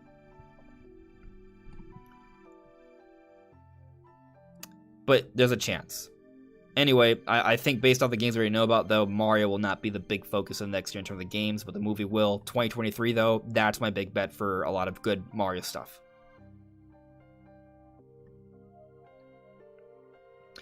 Malik Somai. I think Galaxy 3 will be announced instead of Odyssey. So typically I would disagree with this, but I'll give you this. We are getting Mario plus Rabbids Sparks of Hope next year, which is a Mario game. You know, maybe that's the Mario game that's going to be sort of having the big sort of focus in terms of Mario stuff next year besides the movie. But there is a lot of Galaxy influence on that game, isn't there? With the space exploration and the Luma. Could it be possible that this is to whet our appetite for a more space explorative 3D Mario? Yeah, I think so. And, you know, I'll actually say this. I wouldn't be shocked if the next 3D Mario was actually more of a fusion of the Galaxy series and the Odyssey series. I think even in that supposed leak, they said Universe and Odyssey. Now, I don't know if that leak is real. Again, I'm skeptical of that. But, you know, seeing the Odyssey travel through space, that's interesting. Heck, I feel like the Odyssey is not too different from the hub world ship in Galaxy 2. It's different. One was Mario's face, the other is a hat. But, you know, there's some similarity there. I wouldn't be surprised if they carry over some of those ideas. There's a bit of more of a marriage between both ideas there. And in order to expand the universe of Mario, they do go into space to some extent. Heck, I mean, Odyssey 2 had some space exploration, sort of, because he would go to the moon. So, you know, I do think there's going to be Galaxy influence in the next Mario game, because Galaxy has a huge sort of... let me rephrase.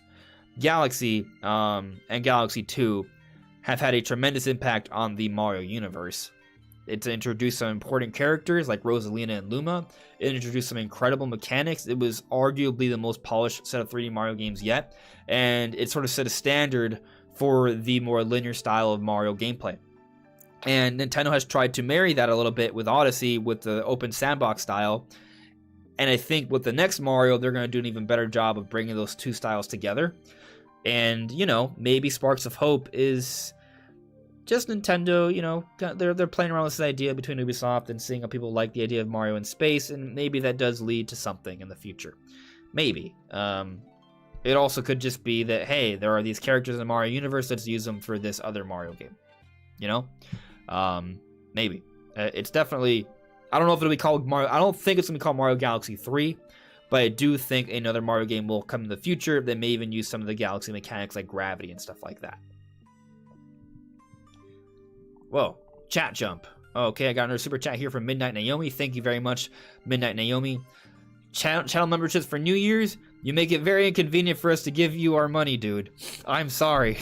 But I thank you very much. I very much appreciate it. I think you may have saw me, maybe didn't see me mention it at the beginning of the podcast, though. I did just submit for memberships. So memberships will become available soon. And by the next stream, they will be available. So just stay tuned. But I've already submitted for it. They will be set up. Thank you so much for your support, Midnight Naomi. I really, really appreciate it. Let's see here. I'm just kind of going through chat. So, Paulden, you got a survey like this on YouTube regarding the Mario and Sonic. Interesting. El Chongo, would it be nice to see a trailer before E3 2022, but I doubt it. I think they'll announce at E3 to give them the game time for polish, maybe a teaser in February. We talking about Breath of the Wild 2? I think we're going to get something in a earlier Nintendo Direct because there was nothing at the Game Awards. I think it's going to be weird to market Breath of the Wild 2 throughout the year and just call it the sequel to Legend of Zelda Breath of the Wild. It's been awkward for a few months already. I think it's time to give us an actual name. I think they'll do a name drop in the next big event. I thought it would be the Game Awards. It's not. So let's say a February Nintendo Direct. And that'll be the tease. Not a long trailer, but a tease. And they'll say, yes, more information at E3. And they'll reconfirm 2022. So we're not, like, concerned about the game not making it.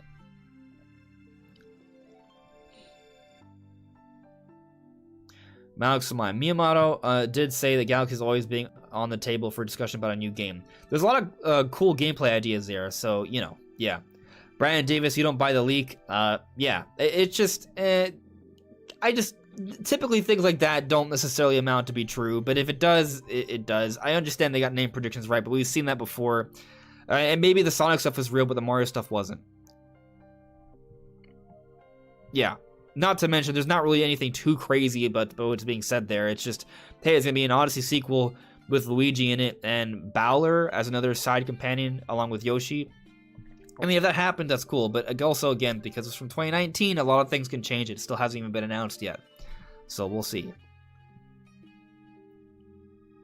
Super Chris, you enjoy playing Super Mario Bros. U Deluxe. Very cool, very cool.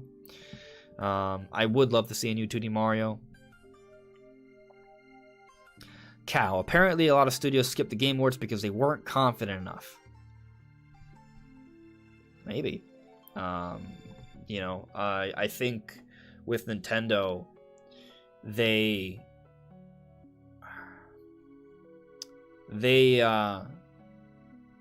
could have shown something, but they chose not to. You know, Nintendo marches to the beat of their own drum. They are very hard to predict.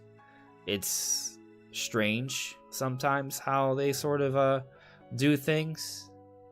I thought for sure they would have something because every year they have something. This is unprecedented. But, you know, maybe they just felt like what they want to show and how they want to show it, it just didn't fit the Game Awards quite right this year. And maybe that's it. You know, maybe there's something crazy that they plan to do early next year, and all of a sudden it'll all kind of make sense, right? Now, when I say crazy, and please don't attack me for this, it's just speculation. I don't necessarily believe it. I am predicting otherwise. But one thing to maybe consider is that it's possible Nintendo is sort of holding off on their announcements because they want to put this all together for a big event and announce something crazy. Something that is more than just a few really good games. And that could be Switch Pro. I don't believe it. I do not think the Switch Pro is coming out next year. I've talked about it before. I don't think they would announce the Switch OLED and then less than a year later announce an even more expensive model when the Switch OLED is already the most expensive model out there, when the history of Switch revisions has suggested at least 2 years, and even on the 3DS where there was a whole bunch of revisions, they waited at least a year and a few months.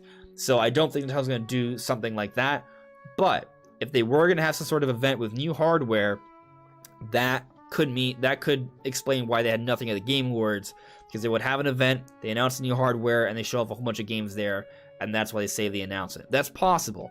It also might just be that, you know, Nintendo has a plan for a really big, awesome Direct early on next year, and they felt that it wasn't necessary to show off anything major at the Game Awards. So I think a lot of it could just come down to what they have available. So let's kind of think about what we sort of know, okay? Now, Pokemon Legends Arceus, Splatoon 3, Mario Rabbids Sparks of Hope, Kirby and the Forgotten Land, those games, I'm excited for all of them. But they're not the kind of games you typically see at the Game Awards. They don't necessarily get the most love and attention there. So, they don't show those. What about Bayonetta 3? Bayonetta 3 was initially teased and revealed and confirmed at the Game Awards. Why did they show that off again? Well, we just got quite a deluge of information about Bayonetta 3 just at the September Nintendo Direct. Do they really want to follow it up immediately after again? You know, it does take some effort to put together a whole other trailer for a game. That does slow things down a little bit. So maybe they didn't feel it was necessary to show it off again at the Game Awards so soon afterwards. So you push out Bayonetta 3. What's left? Triangle Strategy, Advance Wars, I don't think those games fit either. They could have done Triangle Strategy, admittedly, but they also showed that game off repeatedly as well. Now, Monster Hunter Rise did get some mention, so there's that, right? Even though it's from Capcom. And then, what else is left in terms of confirmed things for next year? Breath of the Wild 2. Breath of the Wild 2 would have made a lot of sense. No more Smash, there's a history of Breath of the Wild at the Game Awards. Why didn't they do it? It's possible that what they have in mind is that they only want to show off Breath of the Wild 2 one more time before E3 next year. And maybe they just want things to be a little bit more compacted for next year, and they think they don't really need the momentum right now. They think they probably have a decent lineup of games to come out throughout this year, and they do. Metroid Dread, Brilliant Diamond Shining Pro, Shin Megami Tensei 5, all solid releases at the end of the year, and that's carrying them through the holidays, and then they're going to open up with Legends Arceus, And then maybe they have a direct in February, and that's when they sort of really pick things up and they just show all these awesome things that are coming out in succession, and Breath of the Wild 2 is towards the end of that. And maybe that's when they start to give us information about the game, as opposed to having a little bit more spread out. Maybe they just want to have a shorter sort of like deluge of information cycle, the media blowout. And so maybe that's why they decided, okay, we're actually going to wait till February or March to have an Nintendo Direct, and at the end, we'll give a title drop, just a couple seconds of footage, maybe just a quick little teaser, but just enough to get fans really excited for just 3 to 4 months later, where they have an E3 Direct, where it's a big, massive blowout, and then maybe around September, they have like a Zelda Direct, and then in November, the game comes out. Like, maybe that's what they want to do. They don't want it to be as spread out. That could be why they just opted to not have it at the Game Awards. It just wasn't necessary because it's not right around the corner, and they have tons of things to be excited about right now, right? Like, we think about back when they were showing off Breath of the Wild during the Game Awards. Most of that was during the Wii U era. Yeah, most of it was. And in the Wii U era, Nintendo didn't really have much else to show off or talk about. There wasn't really much to be excited on. They weren't going to have a bunch of nominations. So Nintendo didn't have much of a presence unless they did show Breath of the Wild. So they needed it back during the Wii U era. That accounts for a number of those Game Awards reveals. In 2017, it was the first year of the Switch, so it makes sense for Nintendo to put out extra effort for marketing there, having multiple announcements at the Game Awards, and that's when Champions Ballad DLC was ready, and Breath of the Wild was winning Game of the Year, so that's when they showed off the trailer for that. After that, the Switch established itself with all its momentum and marketing. There's so many other things to worry about, be excited about, not as opposed to just one single Zelda game. So Nintendo doesn't have to rely on keeping its fans engaged with a Breath of the Wild 2 trailer, because there's tons of things to talk about, be excited about right now for Nintendo fans. It's not just Zelda U and Star Fox Zero, which did not go over well back then. So that could maybe explain why they didn't do it. There wasn't a need for it, and they just, the plan they have in place to sort of build up the hype and attention for Breath of the Wild 2, they have a starting point, and that starting point isn't Game Awards 2021, sadly. So, hindsight's obviously 2020. I think they could still have gone away with doing it here, but again, do they want to show it off multiple times before E3? Maybe not. They just want to show it off once. Some people are going to argue that they're not going to show it off at all until E3. That is possible. Nintendo's done it before. But I kind of feel that they will give us a title reveal in an earlier Nintendo Direct, just because I think that they do want to sort of market this, and just calling it the sequel to Legend of Zelda Breath of the Wild is not the best way to do it. It needs an actual full name. A proper name. That game deserves it. So that's sort of where I'm at right now with my thinking on that. All right, so just continuing on here, just looking through the chat. Oh, NATO Tomato. Because Sonic Frontiers releases holiday 2022, do you think Breath of the Wild 2 will release earlier, or holiday title along with Sonic? So one thing to consider here is that Sonic Frontiers is a multi-platform game, and it's not being developed by Nintendo, it's being developed by Sega. I'm assuming Sega, at least. So I don't know if they're outsourcing, but I guess the point here is that no, it's not going to get in the way. For example, Shin Megami Tensei 5, not a multi-platform third-party game, but an exclusive one, a game that's been long awaited and anticipated for years, came out just a week before Pokemon Brilliant Diamond Shining Pearl. So I don't see a situation where Breath of the Wild 2 is pushed down or up because of Sonic Frontiers, a multi-platform game, meaning it's coming out on different systems, including Switch. Not to mention, talking, yes. I apologize. But not to mention that, just because Sega's saying right now, holiday 2022, we haven't even seen gameplay for this, not real gameplay. They could get delayed. And they could maybe come out with the other versions for holiday and then delay the Switch version, which has happened for other things, like, for example, Doom Eternal. So I don't think this impacts it at all. Not one bit. It is interesting to think about that game's coming out for holiday. I think we're looking at a pretty stacked lineup of games throughout 2022. I mean, I mentioned some games I'm already excited about, even going beyond Nintendo, like Elden Ring, for example. There's a lot of cool stuff coming out next year. 2022 is going to be lit. You know, and I think what's interesting, though, is that I think there is a bit of a correlation with one company coming out with really big games and there being others. So if Nintendo's bringing the goods next year, what's the competition bringing? Well, actually, we do know. Sony's bringing out both God of War and Horizon, and those are two big game of the year style kind of games. So, you know, Nintendo's going to bring the goods as well. We know that at least Breath of the Wild 2 is slated for next year. So, exciting stuff overall. Moving on here. Cow, I think 2022 is going to be another year of delays. There's always delays every year, but I think what we know about I think what's been confirmed already is sticking. So I'm not too worried. Seahawks 24 rule. I think we get something in January, February, and then a blowout at E3. I agree with you. Midnight Naomi. Nope, I got your slate. I missed the announcement. That's great news. I'll join up the second it's available. Of course, you did say this last Popsicle of the year, right? Yeah, you know, I submitted it before the show. I just didn't know that there would be a 24-hour sort of processing period. But yes, memberships will become available soon. Zalado, the original Breath of the Wild never show up in the normal direct. That the big Nintendo games only show up in big events. Well, let me disagree with you there. Let's go back to March 2018. What a time it was. It was a great, stupendous time. A beautiful time where we were still enjoying the many amazing games that came out in 2017.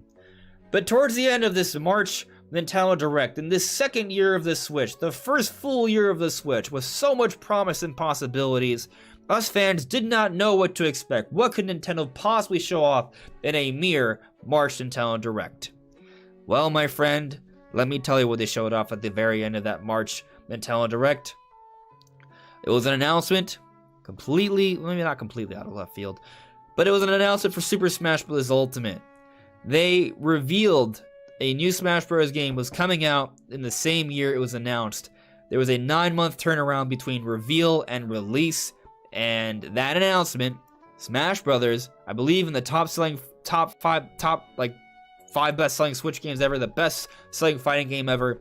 Sales are actually slightly above Breath of the Wild right now. They're both comparable in terms of sales. That was announced in a March Nintendo Direct. So the premise of Breath of the Wild 2 just getting an update when it's already been announced in a March Nintendo Direct or a February Nintendo Direct, I don't think it's unprecedented because Smash Brothers. There you go. Also, I could be mistaken, but I believe... Actually, you know what? Yes, I believe Animal Crossing was confirmed to be in development in a September Nintendo Direct. Also, the second best-selling game on Switch. So, you know, you have two of the top 5 best-selling games on Switch announced during non-E3 or Switch showcase presentations. So, I disagree. I think big games can show up in Directs, but I will also give you that E3 Directs, hardware showcases, they do typically tend to save the biggest announcements for those times. That doesn't mean there's not going to be any other big announcements throughout the year. They're going to have something cool early next year to show off. They're not going to just not do anything. They're going to have something. And just giving us the third update for Breath of the Wild 2, I don't think that's out of the question.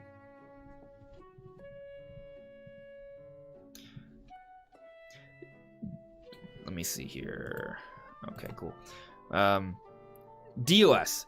Personally, rather than a Switch Pro, I think the next thing for Nintendo is just to release a next-generation console, which could mean another Switch with 4K, folders, themes, etc. Wouldn't it be nice if folders and themes were to occur? It could just be a dream, could be a fantasy. I do think the next Switch will have some level of 4K capabilities, and I do think that a Switch Pro is unlikely at this point. I think it is a next-generation Switch, and I'm expecting it for holiday 2023. But we'll see how things shake out. El Chango. Nintendo has a solid lineup for the first half of next year. They will probably just do mostly a recap on a February Direct.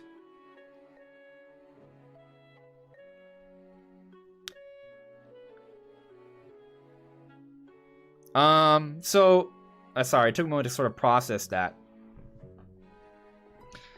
I think you could be right. We don't know exactly the dates, though, right? But, I mean, like, the way I can kind of envision it, right? You got Legends Arceus in January, Triangle Strategy in March, Advance Wars, do we have a date for that? I think it's April. That's something. And then, you know, Kirby and the Forgotten Land could be a May game, then Splatoon 3 could be like a July game. And there may be a couple other things in between. But, like, yeah, that's kind of like a solid lineup right there. I see that. And the February Direct could recap all of that, give us a hard release date for Splatoon 3, but I think they could also still tease Breath of the Wild 2. They could give us a title drop. I think they can do that, and they could even say, heck, maybe announce another game to come out later into the year. Maybe Xenoblade Chronicles 3, for example, or Donkey Kong. I'm not saying all of those, but, you know, something. I feel like the Metroid Prime remake, though, they'll save that for, like, E3, for sure.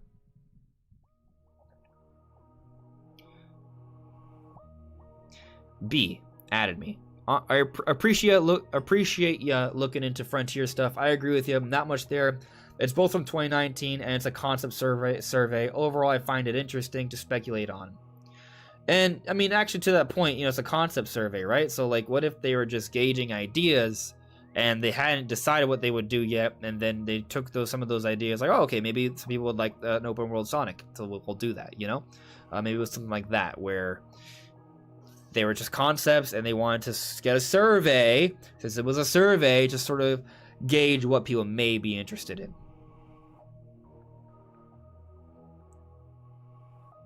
Vetrafest. Super Mario Odyssey was not announced at E3. It was not, but it was a major event.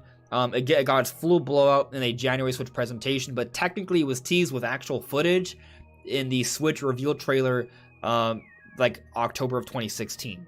So it came out in a trailer. The first footage of the game, but granted, it was a trailer announcing Switch and other things, so it was a big deal. But yes, doesn't always have to be an E3 Direct. But I think the argument was that if it's not like a big, you know, January presentation like they had for 2017 to reveal everything about the Switch, and if it's not E3, then it wouldn't happen. But we've seen some examples: Animal Crossing, Smash Brothers. So big things can happen outside of those events. Andrew McCarroll, good evening, Andres Restart. I personally think, seeing as it will be the 5th anniversary of the Switch presentation and the first official trailer of Breath of the Wild, we will get a new trailer next month. In January. A January Direct! Well, I'll tell you, that would be awesome. I think because there was no Game Awards announcements, it is possible that we do get an early year of Nintendo Direct in January for that. Which, again, does sort of stir up the speculation muscles on new hardware being announced in January, because to your point, 5 years ago, that's when we had the Switch presentation giving us an overview of hardware. What if they did something else like that again? Not saying they will. I think Switch 2 comes out 2023, but it's just something worth considering, especially considering the strong lineup of games that is slated for next year. So just something to consider there. It's peculiar. I'll say that. Zalado, what was your punishment for not guessing correctly that it'll be a trailer for Breath of the Wild 2 at the Game Awards? So I said it earlier in the stream. I'll put out more information soon. But basically, I think I'm just going to, at some point, I'm going to need a few weeks to get this together. Because, I have plans coming up and changes and such. But I think I'm just going to get a whole bunch of popsicles, eat them, and take those popsicle sticks and turn it into a Chica slate. It'll be a fun little thing. And if I have to eat a ridiculous amount of popsicle sticks, it's going to be challenging and somewhat painful, but also kind of fun. So I will think about how I'll document that. I may sort of tweak the idea a little bit, but I will make sure to pay the price for my incorrect prediction of Breath of the Wild 2 at the Game Awards.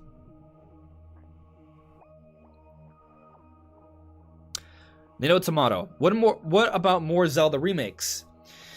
Any chance some 2D Zeldas will be remade? So we just got Link's Awakening in 2019. That was just 2 years ago. Do we really need a remake so soon afterwards? I'm not saying we wouldn't want one. It's just, I think maybe we should be more anticipatory of a new 2D Zelda. What if we get that? Like, it's been a long time since we've gotten a brand new 2D Zelda game. What if Nintendo is training up Grezzo so they can, play a vital role in developing the next 2D Zelda. They did a decent job with Link's Awakening remake, right? And they even made their own style of Zelda game with Ever Oasis, and obviously they have the history with Ocarina of Time and Majora's Mask 3D. So I don't know. I think maybe they could put together like a 2D style Zelda. When that comes, though, well, with Breath of the Wild 2 coming out next year, I'd say 2024. Yeah, 2024. That's when I could see another like brand new Zelda coming, and it would be like a 2D one. So yeah. Now, I mean, if we get another 2D remake, what would I like it to be of?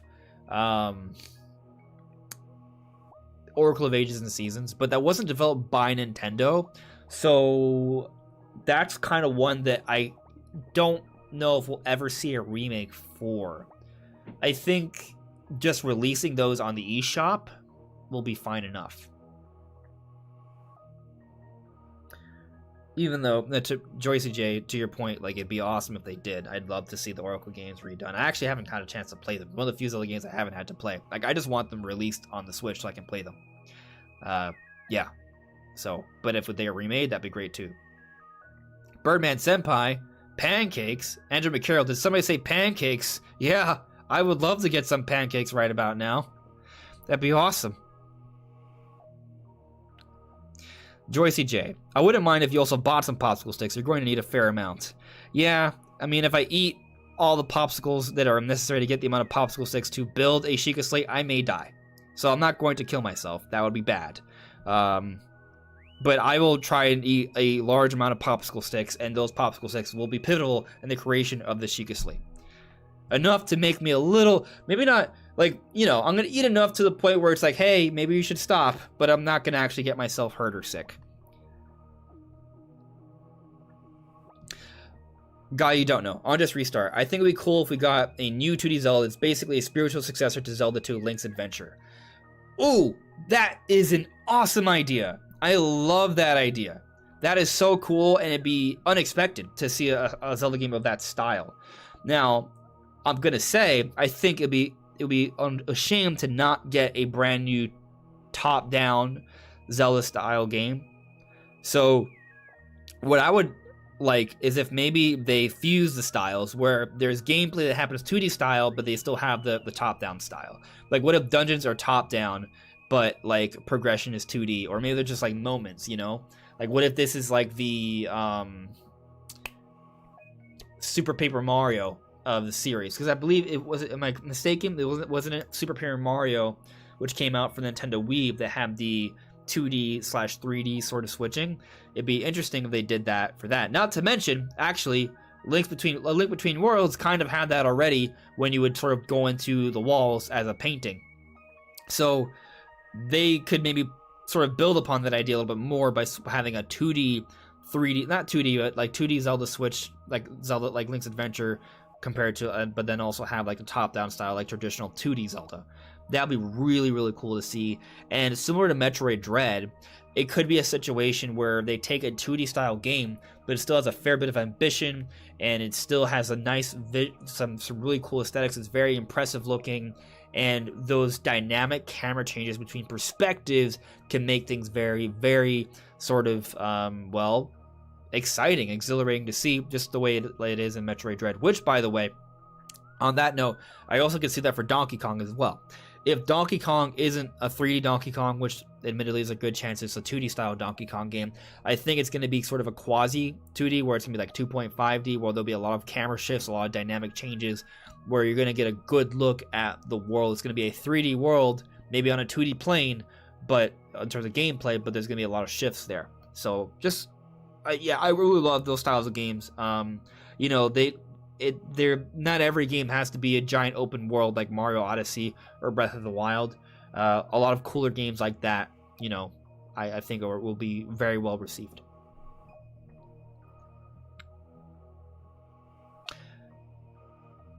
DOS. Speaking of Zelda remakes, what about remaking the Toon Link games, Phantom Hourglass and Spirit Tracks? Put it in a double pack for $60 and there you go. So those are games that if we're ever going to see them revisited, they need to be greatly remastered in order for it to work.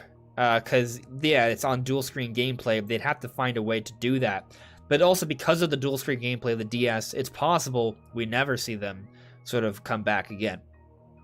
If there's not a form factor, a modern form factor to support those games, I don't know how Nintendo does it without changing things significantly.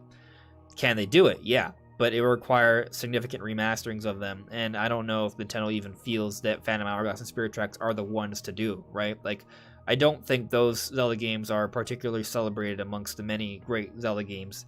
I didn't play Spirit Tracks, though. Brandon has told me it's amazing. I would love to play it someday, and it would be easier just to wait for like a Switch or Switch 2 version of some sort as opposed to getting an old DS and firing that up. But who knows, maybe I'll do that at some point.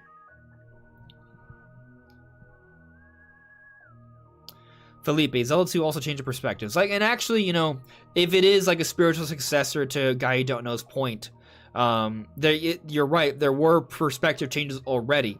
Because you had the overworld exploration, which was like, you know, you moved around, and it was sort of top-down style for world exploration, but the gameplay, like in the towns and the dungeons and the fights, was all 2D, you know, side-scroller. So, you know, having more perspective changes in a spiritual successor would actually be really cool. And considering that they had a spiritual successor to a link to the past with a link between worlds, there would be, you know, a little bit of a pattern there, I would say, with the 2D Zelda game. So I actually would, I really like the idea. I'd love to see that.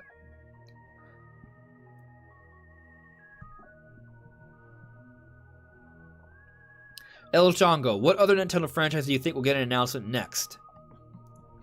Actually, if I had to bet, I think it could be Xenoblade Chronicles 3.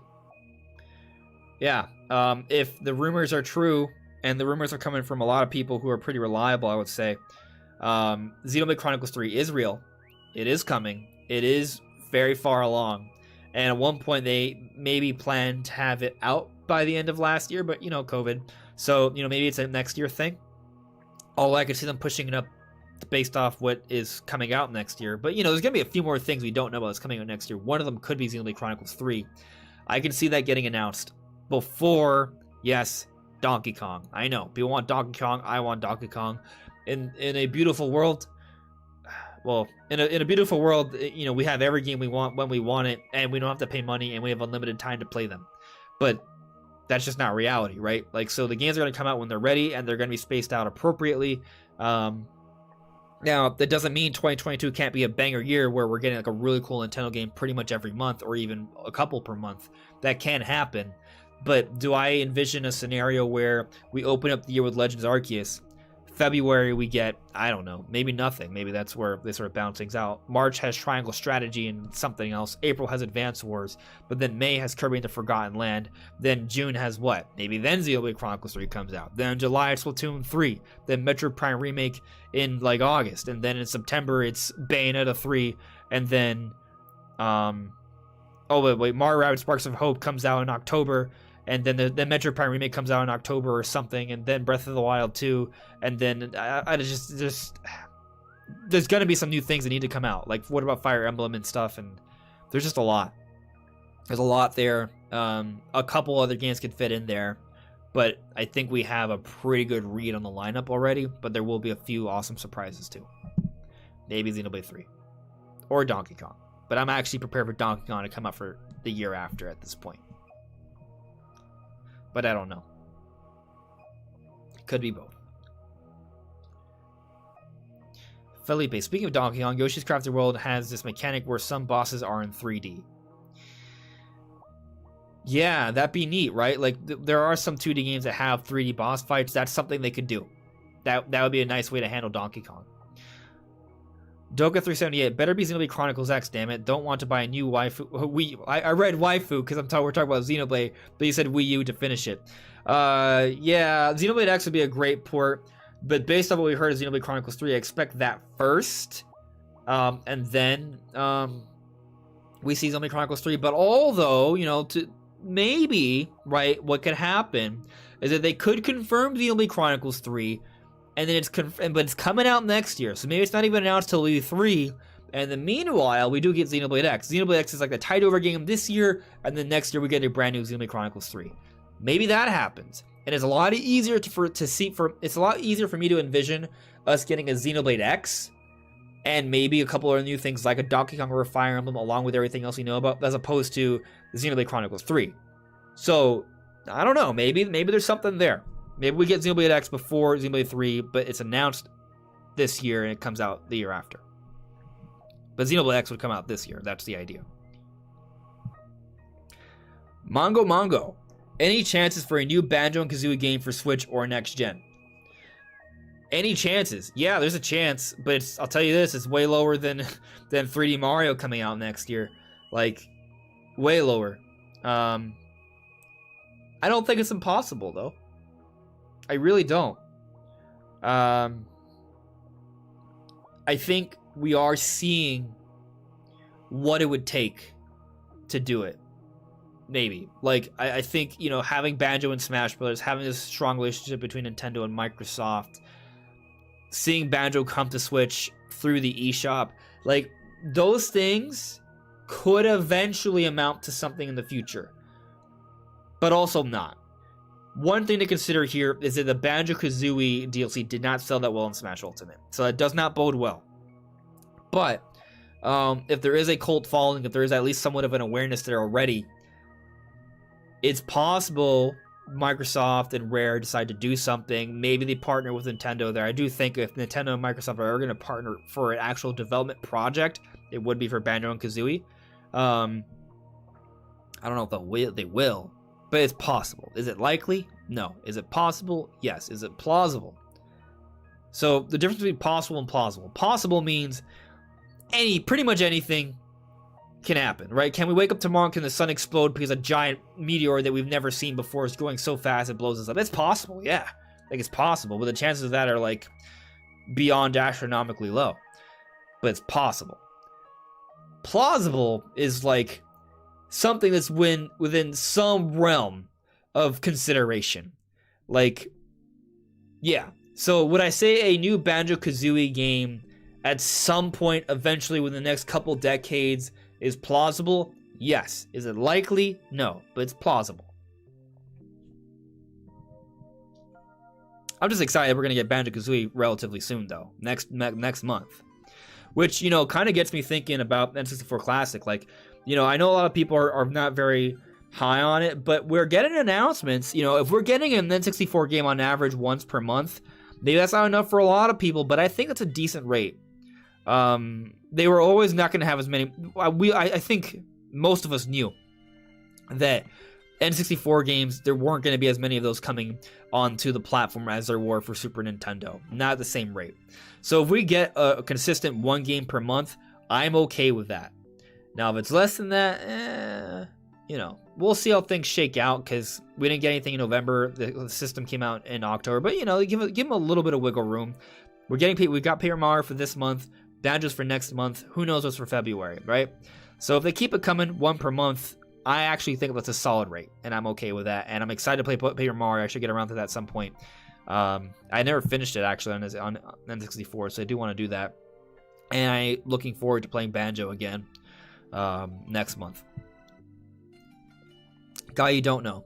Do you know if any improvements for N64 NSO service have been made since they've added Paper Mario? I haven't heard anything, but I haven't really looked into it either. Whatever it is, I haven't heard anything. So, I wish I could tell you, but I don't know. I'm going to assume no, since we haven't heard anything. If anyone in the chat has, please point it out. But I haven't. Seahawks 24 rule. I probably wouldn't get X. I still have my Wii U set up to finish X and the Prime Trilogy. Man, you guys make me want to fire up my Wii U just to play Xenoblade Chronicles X. It was such a good game. You want to do the expansion pass to play Banjo? Banjo's a good one. It's a good one.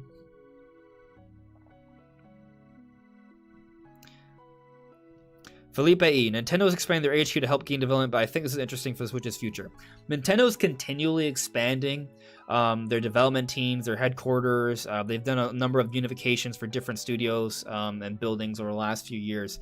Nintendo is growing. They've made a ridiculous amount of money for Switch, and they are doing the smart thing and reinvesting most of it. That is smart. It's going to make them better. It's going to make them stronger. They're already pretty good, but they're getting better. And that's almost scary. So, yeah. But, you know, we've gone to about the 2-hour mark, guys. I'm sorry for the technical difficulties this time around. You know, we'll try and get Rob back on. He was at least on for a first little bit, and it was good there. Please make sure to check out his channel. There's a link in the description below. Sorry my camera wasn't working, but whenever I start the stream, it's kind of weird when I have it set up for one sort of application. It doesn't want to work on the other.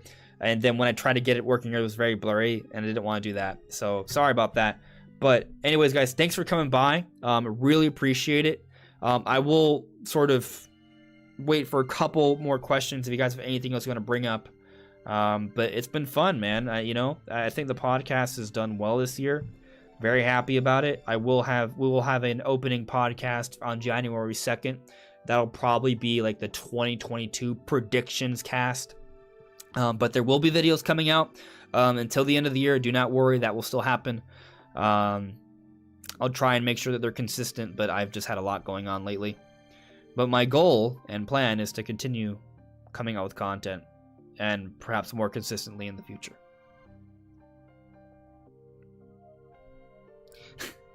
Speaking of X, can we get some F-Zero love? Maybe a GX port? Wouldn't that be nice? That'd be very nice. Man, is 2022 the year we finally get an update for F-Zero? I'd love to see that.